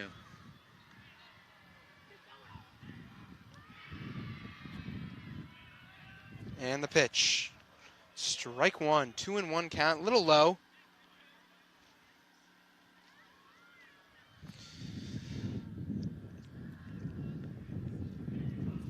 Now Oppenheimer, 2-1 count, 1 out. No one on base. Cherico gets set, the pitch, and ball inside, questionable. Another questionable call coming from the ump today. But 3-1 count. Might One have been a out. little bit of a makeup call there. I don't know. Hitter's pitch. 3-1 count. 1 out. And the pitch. And swinging and missing is Alex Oppenheimer, making it 3-2. Yeah, Oppenheimer a little late on that one. Now it's going to be a full count with 1 out as Ben Cherico trying to get the second out of the inning. Well, base hit, ball 4 situation. Been saying a lot, but here we go. 3-2, 1 out, and the pitch. And swinging and missing. Strikeout from Cherico. Make it 2 outs. And here comes Ethan Kukier. Great pitch there by Cherico.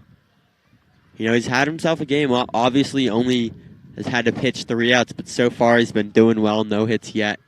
And 2 outs. We'll see if Carter Kelsey stays in the game for the top of the 6th. Well, and the pitch to Ethan Kukier. And little dribbler down the third base line. Could beat it out.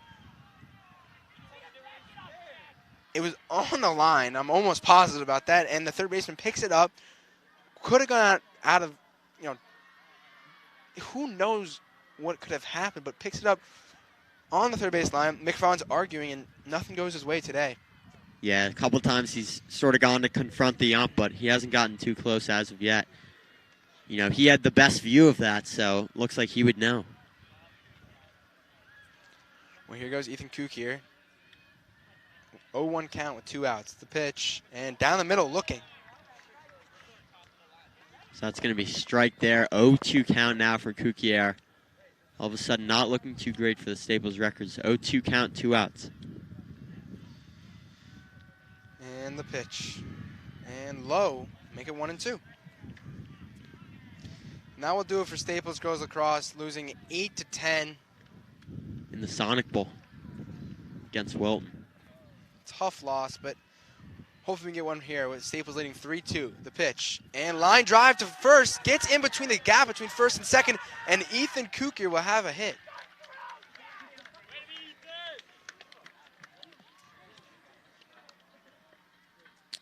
So Ethan, great hit there. He's able to single, and that will bring up the junior Matthew Spada batting a cleanup. Matthew Spada is 0 for 2 today. Reached on an air.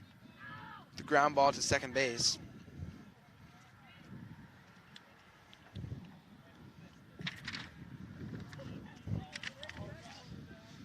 And 2 outs, man on first. The pitch, high. Nothing going there for Spada, nothing he wants. Yeah, so Spada, as you said, he got on base last time at bat through an error. But now he's going to try to get a real hit. Kukier obviously on first, and as I say that. Back at first, looks over. Can't get him there.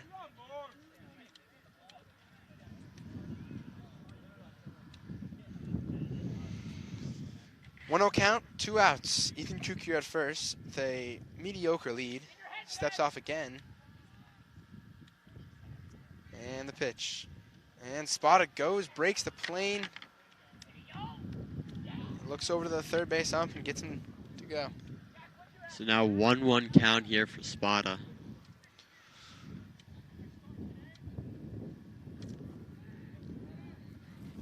And Trico gets set.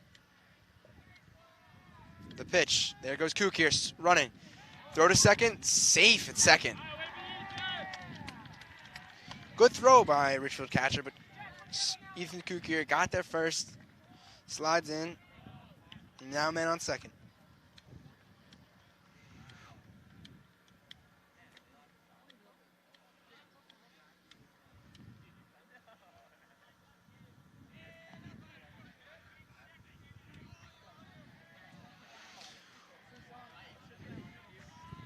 Well, Trico looks at second, trying to mess with Ethan Kukier, trying to make sure he doesn't get a big lead here. Another run would be vital. Staples here. The 1-2 count to Matthew Spada. And the pitch. And ball inside.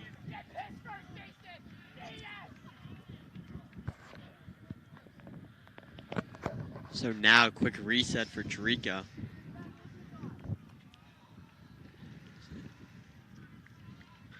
And 2-2 count here, 2 outs, man on second. Trico gets set. The pitch. And inside again. 3-2.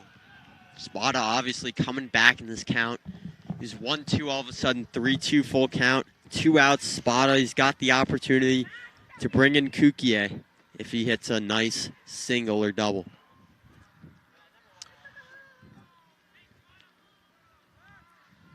And Trico gets set the pitch and high, and that will walk him. And now men on second and first. And that brings up Brendan Harold, who's 0 for 2 on the day, with 2 strikeouts, both swinging. Yep. As we've seen with the last pitcher, Andrew, Brendan loves to swing at those low balls that are sort of in the dirt. So now he's got to have a little bit of, patience here with Trico. And the pitch from Trico. And foul ball coming our way. That looks like coming right at us. And just short of a car. Almost another car hit here today. Yeah, one windshield already broken, right, JT? Yep, that's Don't want correct. it to be a second. Really wondering whose car that is. I mean, gotta feel bad for the person. But onward, here comes Trico getting set. Man on first and second, 0-1 count, the pitch. And little line drive down the third base line to the hill. And the right fielder can't get there. And that will make it 0-2 to Brendan Harold. 2 straight foul balls from Brennan. As I said, he loves swinging the bat. Swung the bat twice now, and he sort of dug himself a little bit of a hole. Man on first and second. You don't want to leave these runners stranded, but at the same time, you don't want to get caught looking. The pitch. And stays alive. Foul tips come from Brendan Harold. Still an 0-2 count. Spot on first. Ethan Kukier on second. Spotto got on with a walk. And Kukier got on with a line drive single between the first and second baseman. Brendan Harold down 0-2 in the count with 2 outs. Could really use a hit here. The pitch. And looking down the middle. Strike 3. And now we'll... That's a tough outing here for Brendan. End of the 5th, going to the top of the 6th. 3 strikeouts for Brendan Harold today. I mean, against Wilton last week, I mean, he was looking good. He had 1 hit and a walk, so hopefully he can bounce back if we need him later in the game.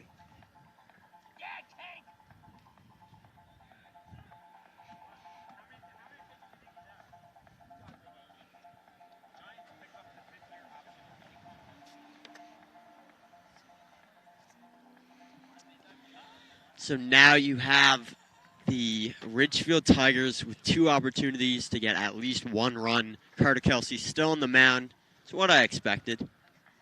Obviously, he's your ace, and you still want him out there, even though he let up 2 runs in the last inning. My question is, will we see Sean Clark coming out to first and maybe get Spada in there, even though he pitched the other day against Norwalk? No, Yeah. Spada's coming out to first. I mean, he's been the reliever for Kelsey recently. Kelsey had that no-hitter shutout. Yep. And Spada came in the last inning to finish it off. He's been really the big reliever in these big games. Yeah, and right now Chris Kennedy is the only pitcher warming up. He's been in there for a while, though. I wonder if he's even just coming in or just getting ready. Yeah.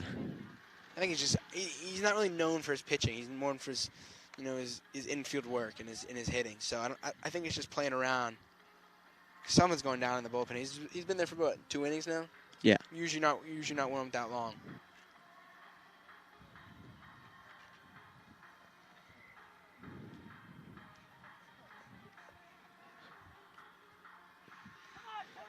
So now the infield's coming in and chat to Carter. Obviously, you don't want something like last inning to happen again. You want to keep the runs to a minimum. Hopefully get out here in an inning and a half and sneak by. But right now, it's all in the hands of Carter Kelsey.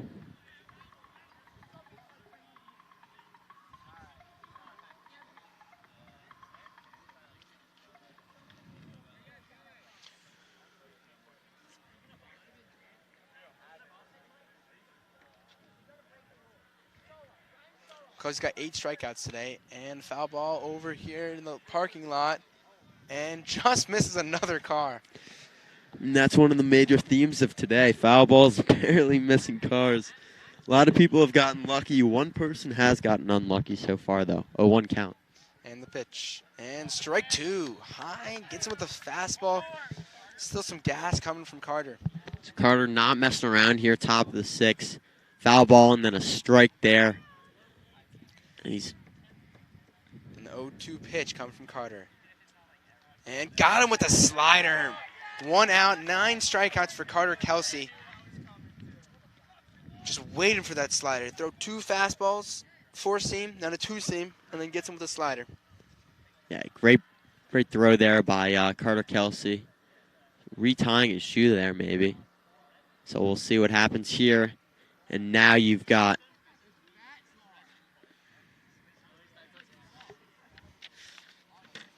Andrew Filippelli at the plate. The first pitch is a strike.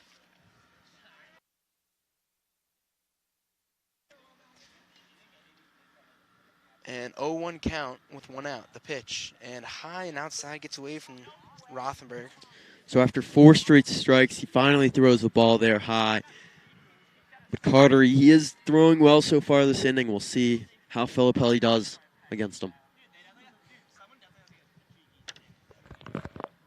And the pitch, strike 2 to Filippelli. 1-2 count, 1 out. Needs 1 more for his 10th strikeout, make it double digits.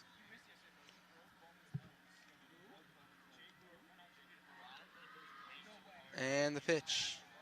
And just inside. Tight one there. Tough call for them to make. And 2-2 count with 1 out. No one on. And the pitch. And foul ball. That one's pretty far away. Not going near any car there.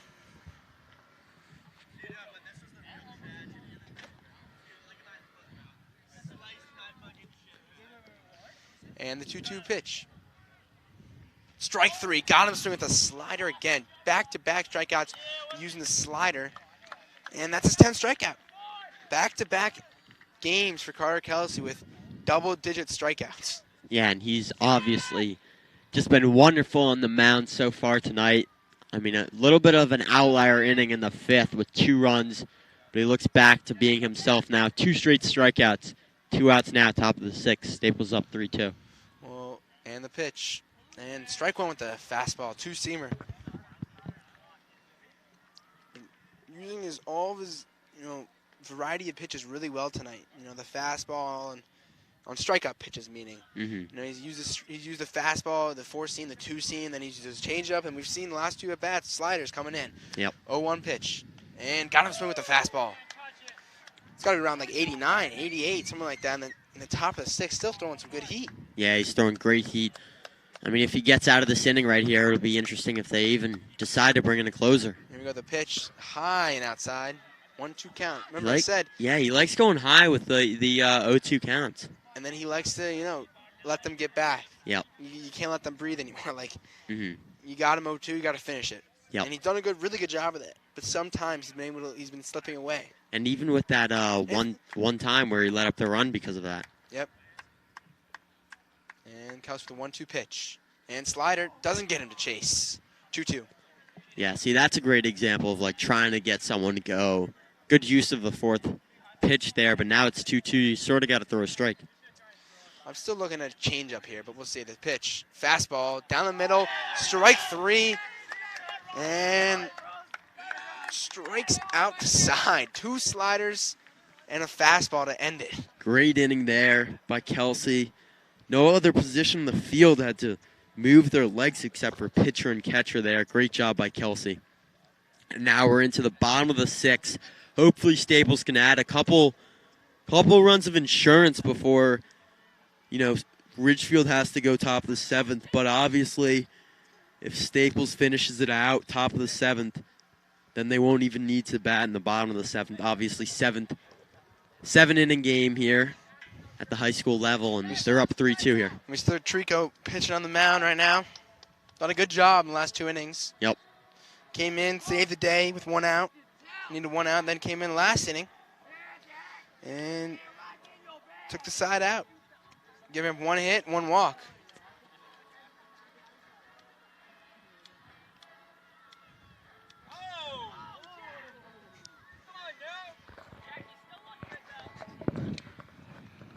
Some good heckles coming over here. Yes. Right field from our Staples superfans. And maybe we'll see it tomorrow, 5:30. We have big matchup for the lacrosse game You have the Staples Wreckers going up against number 1 team in the state, Darien. So that'll be an interesting one. Obviously, Staples is going to be missing Derek Sale and Aiden Best. But besides that, it's a full roster. It's possible Aiden Best could come back, I hear. He had COVID. Yep. It's 10-day rule. He's back at school now, but I'm not sure how the regulations go. With sports. Yep. With sports. Athletics is a little bit different than school. I'm pretty sure 10 days is school. Athletics is 14. Yep, that's correct. And then you also have to add the, getting back in shape part. 100%. Because you don't know how severe COVID hit him. Aiden Best, one of the best players on the team, top scorer. He's already committed to Lafayette. And you never know how hard it can hit him, and we truly need him. I mean, we got some great scores last night. We beat Cheshire, the number 4 team in the state. Yeah, great win there versus Cheshire. Obviously, it's a nice little booster going into the game tomorrow. But yeah, well, I mean, a tough schedule for Staples. They play the number 4 team in the state, and then the number 1 team tomorrow. And we need star players. I mean, Ryan Thompson had 4 goals there yesterday. Charlie Howard had 2. Tyler Clark had 2. We got Henry Beck, who had 1. Henry Beck, who had 1, and we got him back. Right, yeah, Henry Beck is back. And then Henry Dodge, the Fogo, who's just been on fire. So we'll see. I'm very excited for that game. And you'll be able to tune in to WPT 90.3 FM for that. So now Adam Kane subbed in. He's at bat, lefty. And for Justin Rothenberg. Yeah, so he's going to be in here. Or for Cutter Frost, excuse me. Yeah, so he's going to come here now. Favorable lefty-righty matchup. Hopefully trying to get something started. Obviously, you need some insurance if you're the Staples Wreckers. If you're just tuning in, it's 3-2. Staples Wreckers are leading in the bottom of the 6th. And Adam Kane is up at bat with a 2-0 count. And it looks like Spada's in the bullpen warming up now. They took Chris Kennedy out of there. And Spada might be coming in for Carter in the 7th inning. We'll have to wait and see. Pitching coach, pretty sure Coach Rashenko. Mr. Rashenko, Staples Wreckers pitching coach. So 3 straight balls here from Chirico.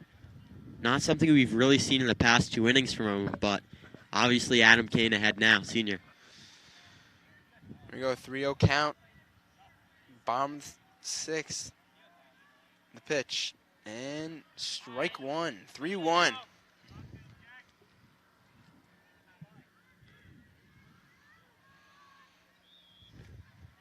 Ridgefield's just been able to hang on today, coming with 2 runs in the 5th. Oh, yeah. That's your bucks. That's your bucks, Kaner. So Chirico now 3-1 count. No outs yet, but obviously you need to keep the runs to a minimum and try to maybe have rally back in the top of the 7th. You're going to need runs either way, but... And the pitch. And ball 4, Adam Kane comes in. Pinch hitter and gets a walk to start off the inning. Man on first. You were saying, Tarsi? Yeah, I was saying, if you're the Ridgefield Tigers, top of the 7th, you need a run at least either way. But if you keep it to a minimum, at least you make it more manageable. And now you have Cam Manna up at bat. And it looks like Adam Kane's going to come out now. And Matthew Gervasio comes in, adding that speed, another speed player. Yeah, good decision there.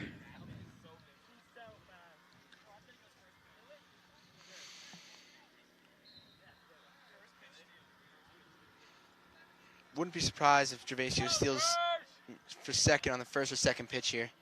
Maybe get some time in. Remember, Ridgefield knows, they're not pitch hitting for, slow. They're pitching it for speed. So we'll see what happens here. Yep. Trico looks over at first. Winds up the pitch, and there goes Gervasio running. Gervasio's safe at second. Gervasio was running, midway running, started fixing his helmet. Yeah, and it was much closer than I thought. Good call there by the umpire. But, tight one. Definitely safe. Quick pop-up slide. Good throw. Great throw by the catcher there. And now Staples is going to have a man on second, but that was a strike to Cameron Manna. Here we go, Gervasio at second with a good, comfortable lead. Trico looks over. Nothing going. The pitch. And high and inside. Ball 1. 1-1 count.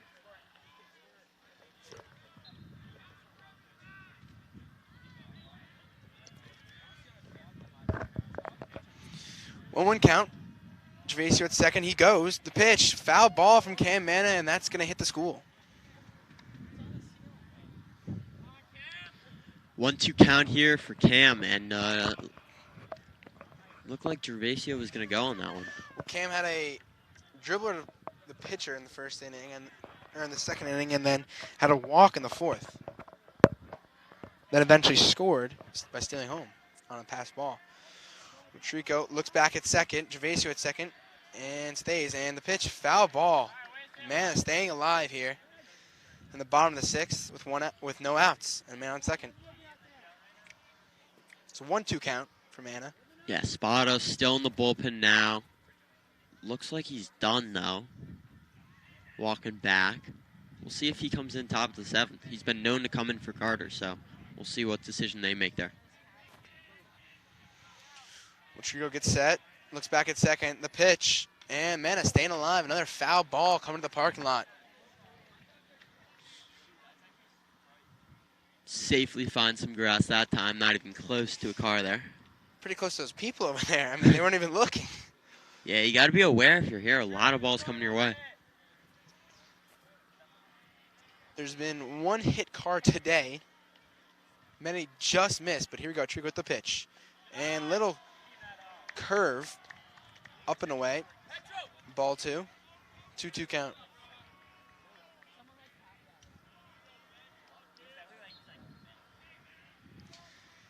Gervasio at second, no outs. Wouldn't be surprised if they send him here. Chirico gets set. The pitch. And swing and a miss.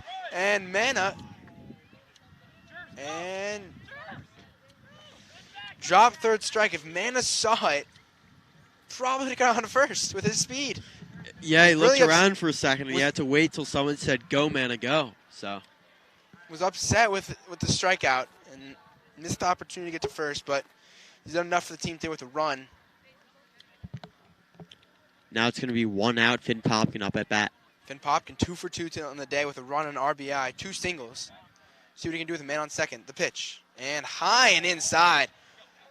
Wow. Heater coming at the head and ducks out of it. Yeah, Finn Popkin, obviously, star player so far. He's been playing great, and we'll see if he can add to that right here at this at-bat. 1-0 count. Man on second with 1 out. Gervasio with the speed, so anything up the middle, probably going to get in. And Trigo steps off.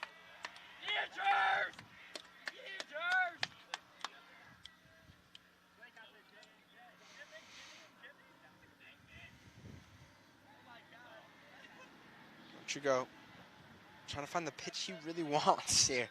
Really needs it. 1-0 count, the pitch. And Finn goes. Does go. Looked like he held the bat back, but it was his body that was forcing the way in, so make it 1-1.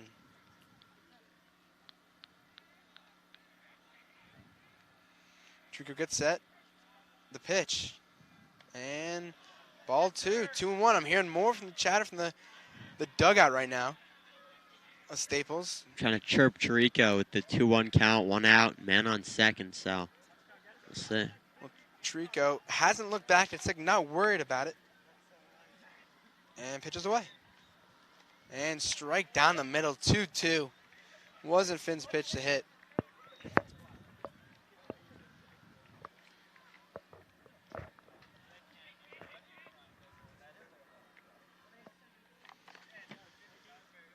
Again, Gervasio at second, having a comfortable lead, a big one there, in fact. Trigo does look back this time. And the pitch. And strike 3, swinging, Finn knew it.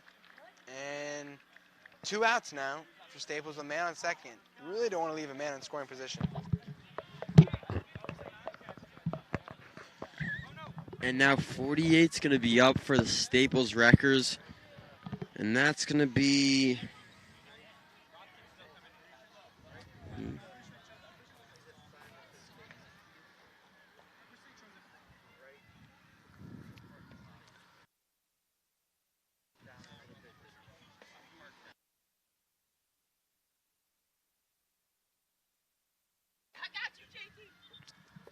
Jaron Klein steps up as sophomore for Staples. So sophomore now at second, sophomore at the plate now. Has has been getting some good time recently. He played against Wilton.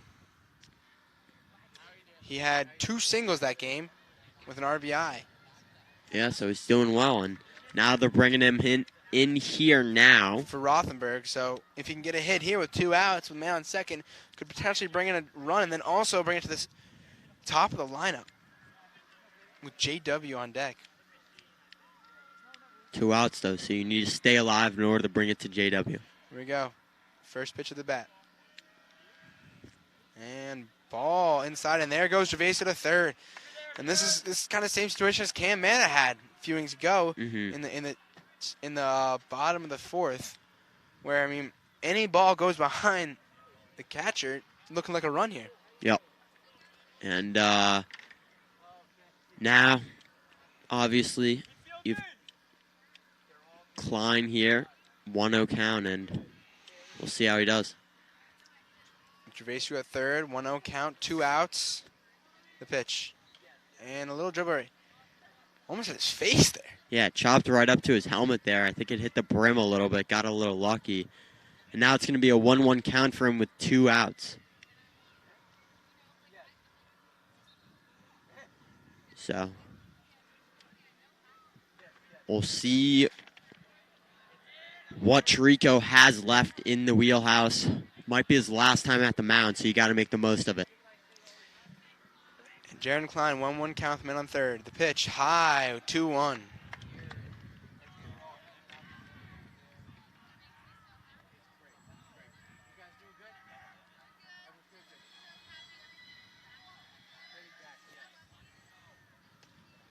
And the pitch down the middle, it seemed, but 3-1 count for Jaron Klein with 2 outs, man on third. Potential base hit here. And bring in a run for the sophomore, Staples. Trick with the pitch, and ball low in the dirt, and that will make it first and third for JW, who's currently 0 for 3 today with a ground ball to the pitcher, a line drive to the second baseman, and then a pop fly to the left fielder.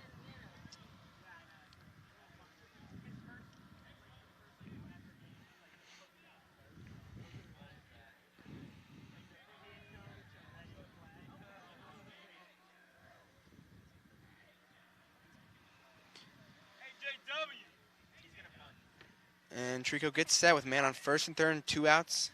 Steps off, looks at first, Jaron Klein. Wouldn't see all game they've been really sending the first base when you have a third base, when you have a man on third. I mean, if it had their man on first, steal. So I wonder if they're going to see it here from Jaron Klein. The pitch, and there goes Jaron. The bunt from JW gets it down, a little dribbler, and out at first. So unfortunate there from Staples. Unable to capitalize or get any runs from that inning. And it's going to be 2-3 going into the top of the 7th.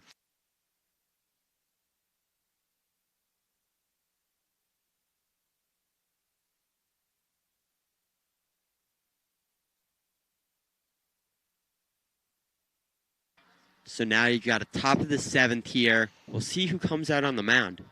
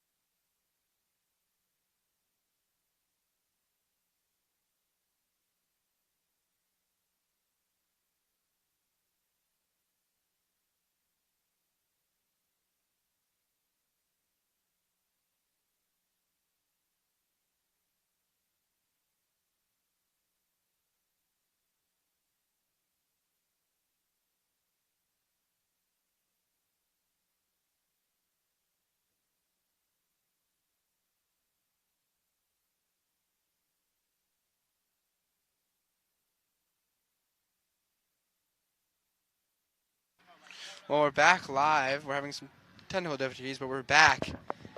And we got Matthew Spada to fill Carter Kelsey's roles in the top of the 7th, trying to get 3 outs to finish this game at a 3-2 score. Wreckers are leading right now, hoping to send Ridgefield packing. And yeah, so now for Spada, just need 3 more outs to finish it off. And this has happened a couple times for Spada.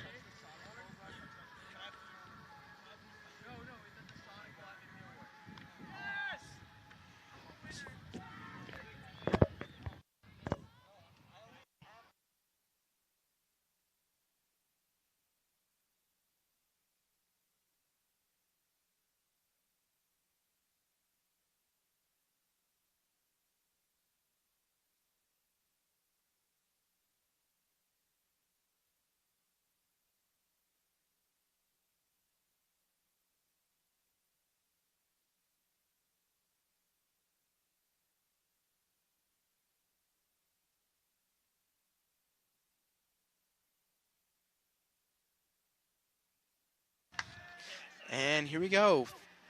Spot a lefty here for the Staples. The first pitch, and in the dirt. And here comes Ridgefield's bench giving some chatter, trying to get in Spada's head.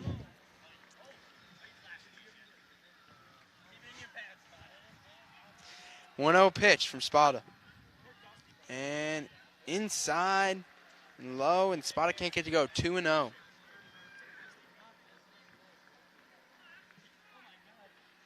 McFarland's yelling at the ump again as he's telling it's a strike, but we'll see. 2-0. And the pitch. Oh, 3-0. Can't get it to go. Look down the middle there. Maybe just low. And Coach McFarland obviously riled up.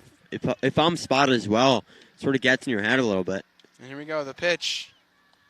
And there we go, strike one. 3-1 count now. Trying to come back from this, down 3-0. Yeah, so Spada's like, yeah, dead middle. What are you going to call that one? Ball? No. So now, 3-1 count here. Here we go, Spada with the pitch. And gets him swinging.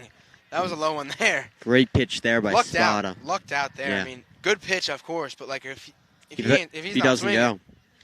that would be ball 4 there. And now he's brought it back to 3-2. Strikeout pitch coming up. But nevertheless, sort of fights it back to be full. And now. And here we go, the pitch. And very, very close. And that's ball 4. And now the tying run on first. Very tough call there. Yeah, I mean, all of those pitches were right so close to it, so.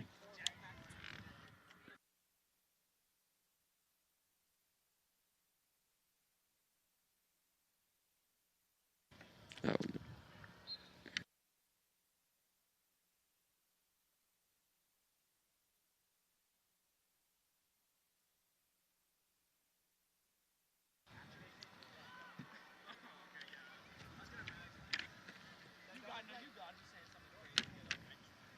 So.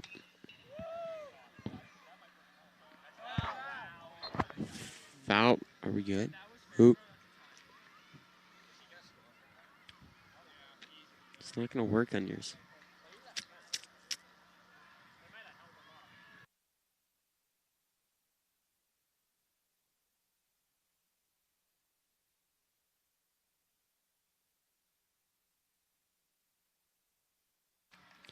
So 0-1 count here. Man on Line first. drive to left field, but here's the pitch. Line drive, sorry we cut out. A line drive to left field. Almost got down, just foul with the man on first. Could have been a run with Brendan Harold in left field. Here we go, 0-2 count with man on first.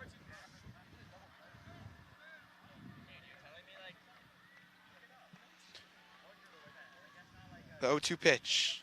And inside almost gets him.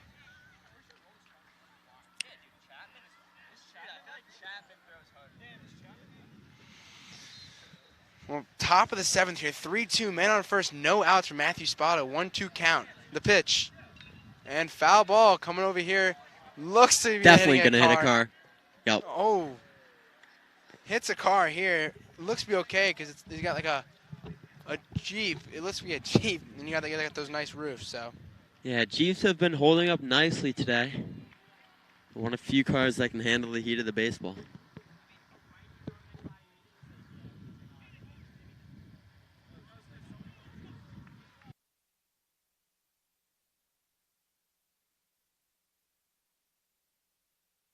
Well, catcher interference here And now a man on first and second. No outs. It's very unfortunate for the Rectors. It was going to be a 1-2 count there. And now Spot is pretty upset. Spot's got to come back now. We could be looking at a possible go-ahead run now on first. And pinch hit, now bringing the speed on first. Number 57, Miles Giffelt, a sophomore here for Ridgefield. And Spotter's just trying to bounce back here. Man on first and second. 3-2 is the score. No outs. 0-0 count. And the pitch. And line drive between the right field and center. And here comes Cam Manna. The throw to home. A good throw. And safe at home. A good throw to Cam Manna from Cam Manna. And out at home. Justin Rothenberg seems to miss the tag.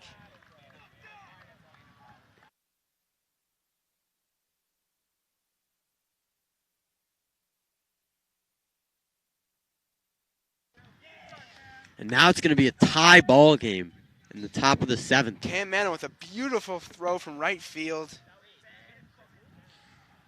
And perfect throw. And either Rothenberg missed it or I thought he got him. It was very close.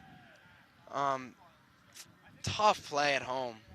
And now it's still 0 outs. Man on first and third. Ridgefield has the opportunity to have even a couple more outs.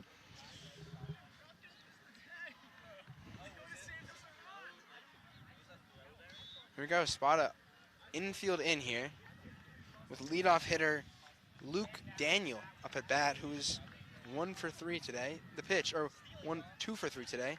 And now second and third. So now no force out at second, only at first. And the go-ahead run now at second, and then to give him more insurance, another run at and the pitch, my bad. The go-ahead run at third, and the insurance run at second. Yep, 0 outs, 0-2 count now. Spada, I mean, walk the first one, batter interference in the second one, then it gives up a single, but close play at home, and good throw by Cam Mann, but can't get it done, and now it's 3-3 here at Staples. I'm dead.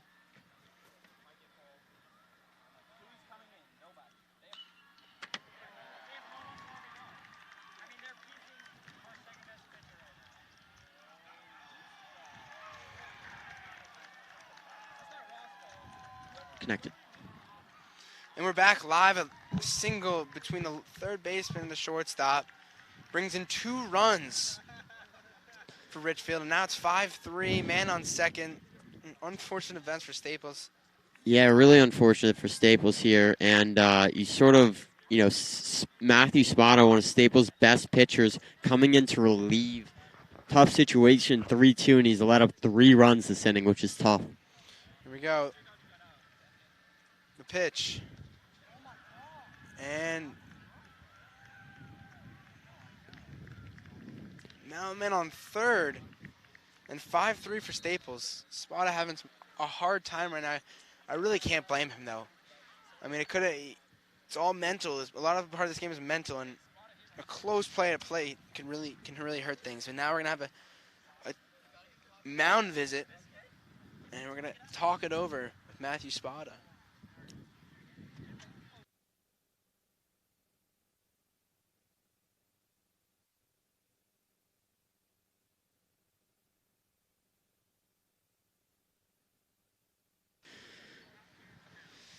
Yeah, and now Spada, I mean, it's just a tough situation. You get 3 quick outs, it's game over. But, I mean, it's sort of gone the other way. Now Ridgefield having the best inning of the game so far with 3 runs. It's a good time to step up. Still 0 outs left, 2-2 count, man on third. So you've got a chance to keep increasing the lead. But, Spada's looking for a strikeout here. Here you go, 2-2 count. The pitch. And that's going to be strike 3. Or excuse me, not a 2-2 count. Mm-hmm. It says 2-2 on the scoreboard. I'm going to say it's a 2-1 count. And the pitch and foul ball And missing cars this time. And now we got a 2-2 count Mm-hmm. for Matthew Spada, hoping to put away, trying to not give up any more runs with a man on third.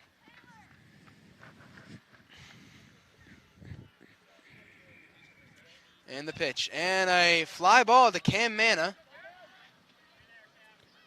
It was going to be out of play, but great fielded by him.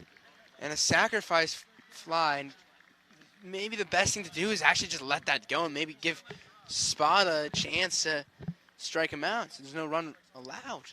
Yeah, don't know if that was the best play. You're pretty much saying definite run in there unless you put a rope in.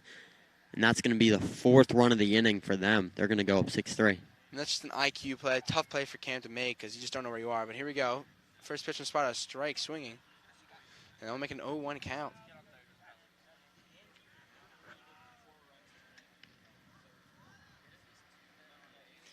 And Spada with the 0-1 pitch. And strike 2, got him there. Swinging with a nice changeup. So now he's sort of finding his groove here. Got one out, now it's 0-2 count.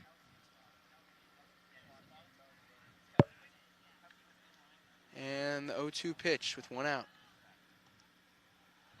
And ball. I don't blame Spada because he also that one at bat where he walked the kid was, I would say, 3 straight strikes down the middle. Mm-hmm. And McFarland was upset. Everybody on the bench for Staples was upset, but the 1-2 pitch and got him swinging.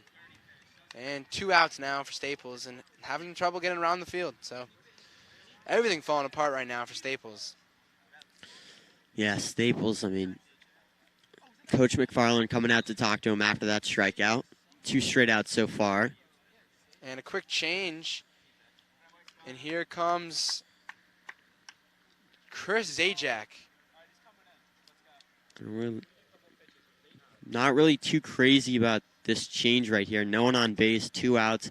I know Spada's had sort of a rough go of it, but I think he sort of found his groove a little bit, and he just struck out a guy. There's 1 more out, no one on base. I'm pretty confident Spada can get him out.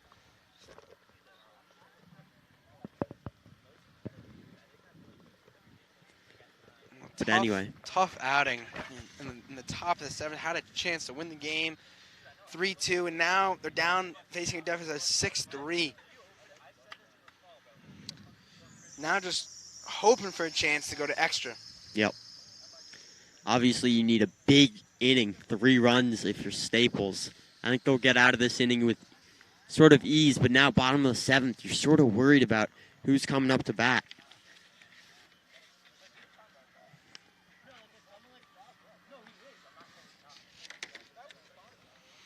Chris Zajac came in to relieve for Carter Kelsey against Wilton. Did a good job there. But just with 1 out, so how much experience does he have? He's got a nice curveball. Good curve action. Got a good fastball. Good changeup. He throws some good heat. Probably mid-70s, probably high 70s. And, just hoping for 1 more out in the inning and then, get the bats rolling because it's a tough outing for Matthew Spada. And he knows it. And, that's not something we usually see from him. He's one of the staple star players on the team. I mean, really does it all. So hopefully he can keep his chin up and just keep rolling. And hopefully get the bats going in the next inning. Because he's got an opportunity. As JW is the last person up. So if he stays in batting-wise, then who knows? Mm-hmm.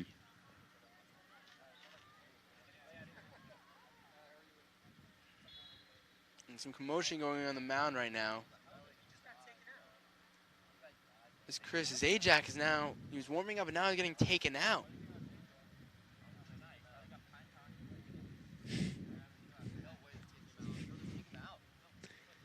And I think they're going to put in. Who are they putting?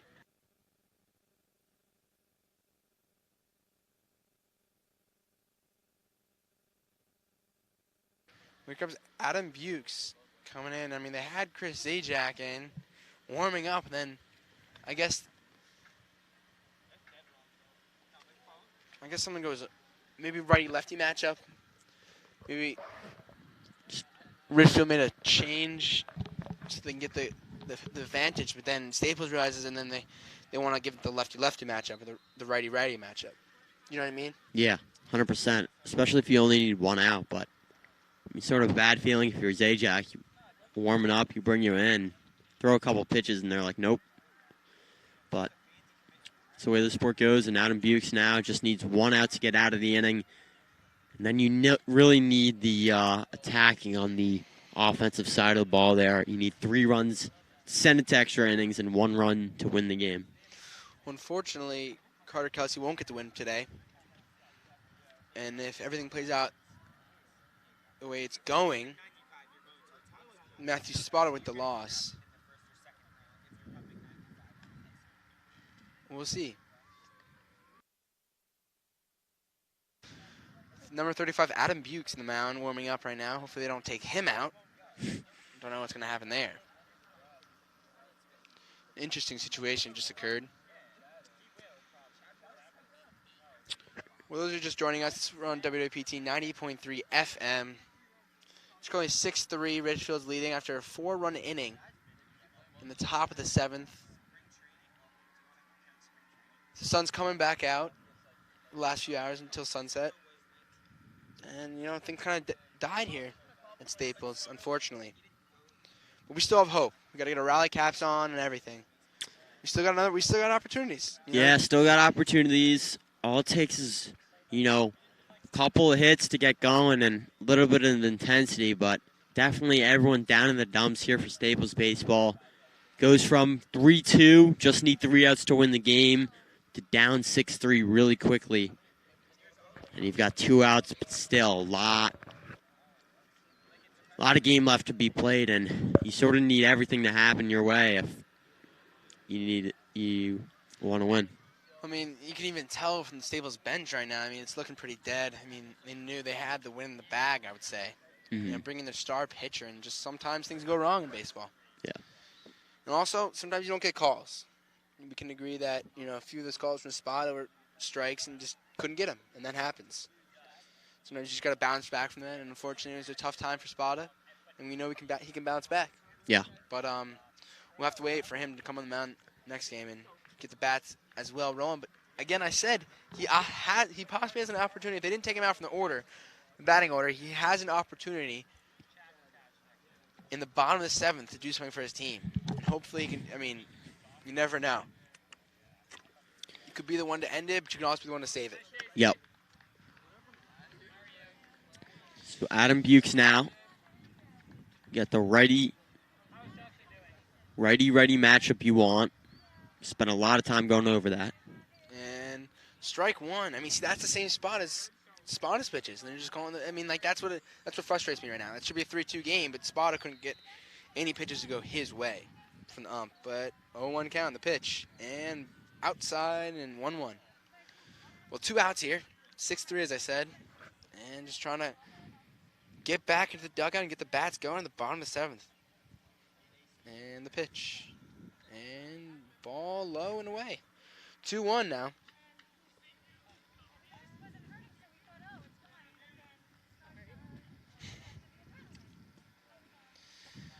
Two-one pitch. And ball 3. 3-1 now. So after the first strike, can't really find the plate here for Adam Bukes. He's got to get it into strike zone here, and you know you don't really want a runner on base right now. Adam Bukes should pop up in the infield. Looks like Sean's got it. He's calling for it, and he's got it. And that will do it. 4 runs for Ridgefield in the top of the 7th. Staples hoping to stay alive here, maybe send to extras or even possibly win the game with and that's 3 or more runs. That's pretty much worst case scenario baseball from Staples Records. Going into it 3-2, very confident in their pitcher Matthew Spada, but unfortunately you let up 4 runs there, and you need a lot from your batters here. You need at least 3 runs. And it looks like they're having a chat right now.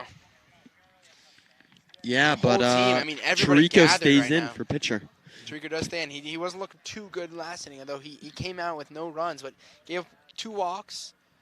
It was pretty tight, so we'll see what happens. And Staples just brought everybody on the team together, having a quick talk, having a quick chat to just, you know, give him some inspiration. Remember, you're missing Justin Lesson, Yep. who had a double to the fence, almost knocked out of the park. So we'll see. I mean, really need some life here in Staples. And it's time to get your rally caps on, in my opinion. Always going to have a little, traditions here Mm-hmm. in baseball. But now Staples 3 runs away from tying the ball game, but also 3 outs away from getting their second loss of the season, which is something they don't want to take at home against Ridgefield. Obviously a good team, but definitely a team they can beat. We got the best situation, I would say.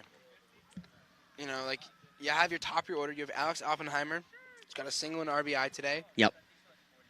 And you did have Justin Lessing, but you got Ethan Kook here, who knows, could get substituted. But he did have a single earlier. And then you have Sean Clark in for Matthew Spada. It's possible that Matthew Spada stays in. Right. The rules are much different than the MLB rules. You can take people out and then actually just hit them. You can have them hit again. Right.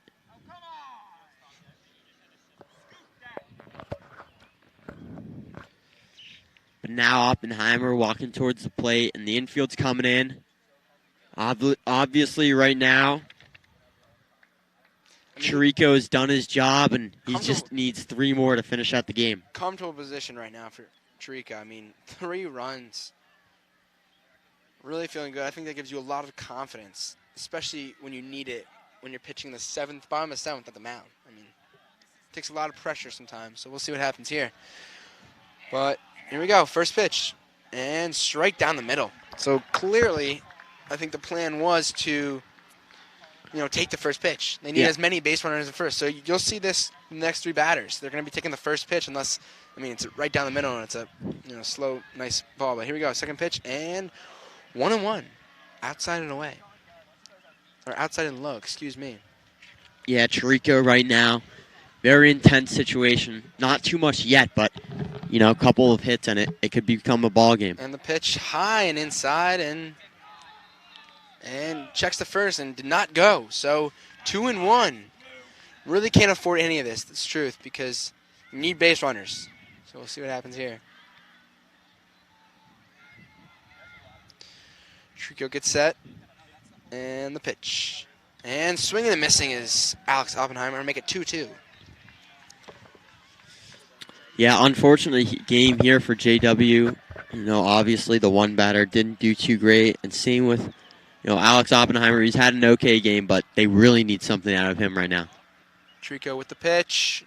And staying alive. Foul ball. And really in this situation, it doesn't matter too much if it's a double, single, or walk. You just need to get on base. I think you got to get Finn Popkin up. Yeah. I mean, he's done a great job today. Mm-hmm. He did have that strikeout in his last at bat, but he's got 2 singles. So you gotta get the man who's been hot in a bat. So we'll see. 2-2 pitch.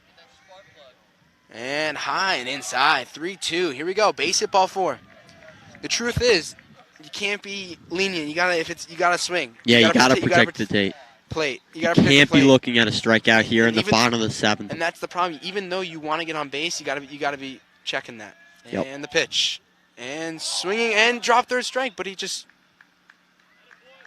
stays, and that was high and inside. Was not a strike. He tried to protect the plate, as we said, but that ball wasn't really close to being close to the plate. So unfortunately for Staples Records, there's going to be 1 out. You get 2 outs to go, and right now Chirico is going up against Ethan Kukier, it looks like. Wait and see.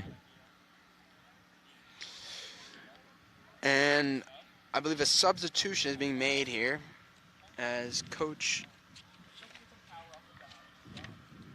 comes out. Coach Buswell comes out. Usually when he comes out, he's making a substitution. Yes, Spada is, by the way, hitting. He is the one I bet. I think they might be bringing in Justin Holmes, a lefty, for Staples. And yes, they are. Justin Holmes is coming in. Number 25, the Staples Records. So they need something out of him. They need something out of Spada. So right now, Justin Holmes, sort of last hope here. Tough position for him here. Mm-hmm. I mean, 1 out, down 6-3. All you need is a base runner. And I won't be surprised if he takes his pitch here. Chirico with the pitch. And high and outside. 1-0. So you think he's going to keep taking pitches until he throws a strike, or he have the green light here? Well, usually you give it to like the first pitch. You never Mhm. really want to swing the first pitch. You want to see what's going on, and you need base runners. And the pitch and strike. I mean, the truth is, you can't. You got to just hit. You just got to go. Like Mhm. you can't be afraid. You can't just be like hoping to walk. It's just not like, especially in the top of the bottom of the seventh. The pitch and swing and a miss. Well, 1-2 here with one out. So now Chirico is one strike away from being one out away in the game. 1-2 count here with one out, no one on base. So he's in a pretty good position so far. Plus he's up 3 runs and the pitch and strike 3. Got him. Well, that's 2 outs, and it all comes down to math. No.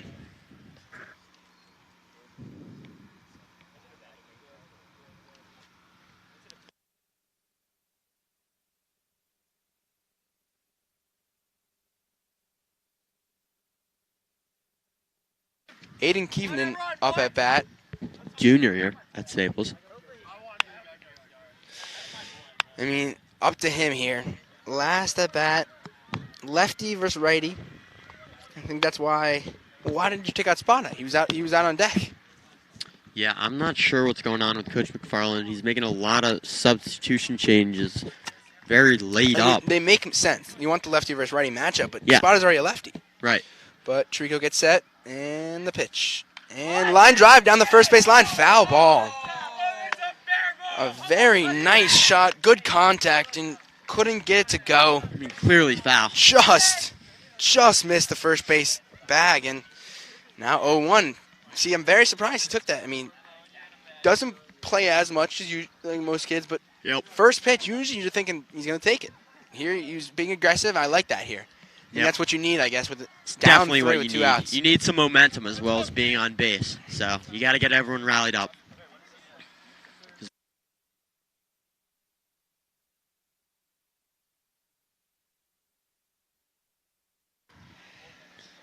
And Keaveney, 0-1, 2 outs. Really needs, and ball high. Really needs a hit here for Staples. Really to bring some more energy and life back with 2 outs. And 1 more out to go in the game.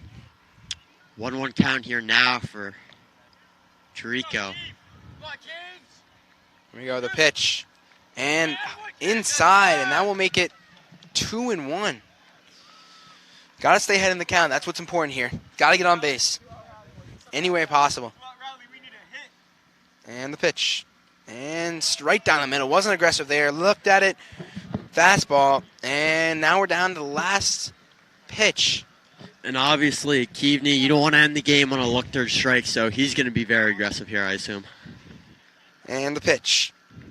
And swinging, and he ground out to short. He's running it out, and safe at first. Terrible Bad ball throw by from the shortstop. Bad throw from the shortstop. My bad, Tarsi. Yeah, no worries. Terrible throw from the shortstop there.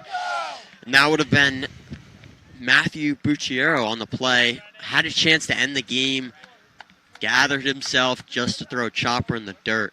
Here we go. Brendan Harold, 0 for 3 today. I said it a few innings ago.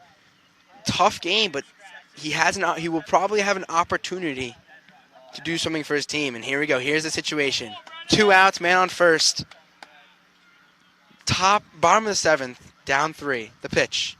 And line drive into the gap, left center, and gets through. And there goes Keaton. And that's a single for Brendan Harold. And now first and third, and there's life now here in Staples. The fans are back on their feet. And now the tying run is walking up to home plate, and who other than Adam Kane is up. Adam Kane, that's right. Adam Kane. We're hoping Finn Popkin comes up. But hey, Adam Kane does have power. He does. Let's not lie about that. Adam Kane has power. And it's the lefty-righty matchup you want. And he's got a walk today. Pinched hit for Cutter Frost.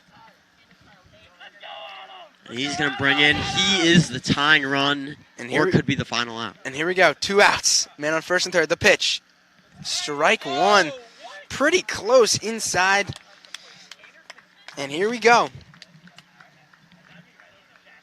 And time is called. And the manager, Heckles from the super fan. I mean, they're talking like they're not down 3 with 2 outs in the bottom hey, of the 7th. sometimes that's what you need. That's just the truth. I mean, Yeah. you got to get in this guy's head. Haven't really, ever since the 4 runs, there's not been much, and that's what we need right now. But now, Jericho 2 strikes away, but Adam Kane trying to not let that happen. Everyone's got their rally caps on, and hopefully they can do something. But I think a substitution might be made here as, again, Coach Buswell steps out. I actually don't think so because Adam Kane's still talking. I mean, the question, it doesn't really matter. There's no point to move Brendan over to second, right? no. No reason. No reason. He's not the tying run. I think once Adam gets on base, then obviously you bring in a pinch runner. But until that happens, or unless that happens, there's nothing really to talk about here until, Adam Kane right now, you're telling him to swing away, no? 100%. I mean, 0-1 count. Got the first one, was a close one.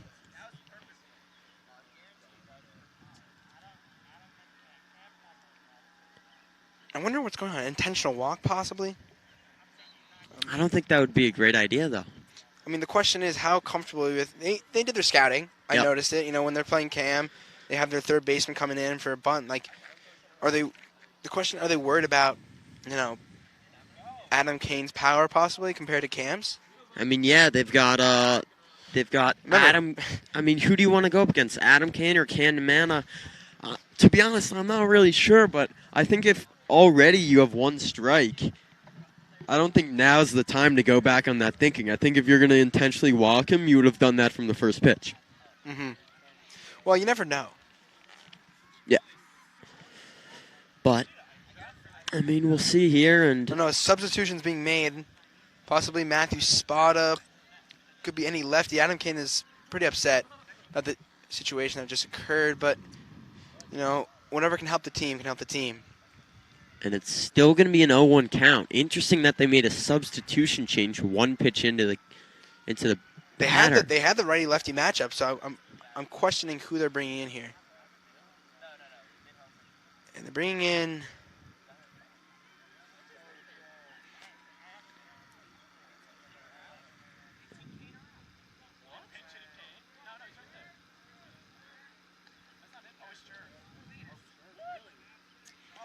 Gervasio comes up to bat. Matthew Gervasio, so he's a righty. So I guess they're not too concerned about the maybe some speed, because that's your Ground ball. final run. A ground ball at a shortstop or second, they're probably going to turn 2. I mean, because with the speed Gervasio has, we'll see. Maybe a bunt. And the pitch, low. Remember, it's a tough situation because you can't take the first strike. You're already down 0-1. But now it's 1-1. 2 outs left. 1-1. Really could take a ball here. And the pitch. And pop fly could get down, and the center field is waving him off and got it. And that's the game, folks. Ridgefield Tigers take this one 6-3 in the full 7 innings. Great game from them. Great final 7th inning. Staples, 2 losses now in the season. That's going to do it for us. And 4 runs. That's what it was. That was it. 4 runs in the top of the 7th. Matthew Spada gets the loss here, folks. But stay tuned tomorrow, 5:30. One of the best lacrosse games coming up. Number 1 team in the state versus an undefeated Staples Wreckers team. An unfortunate outing here for Staples Wreckers baseball, but great game, great last inning there from the Ridgefield Tigers. Well, that will do it, folks. Thank you so much. Listen to WWPT 90.3 FM, JT Shapiro and Rory Tarsi. Thank you again. Have a good one.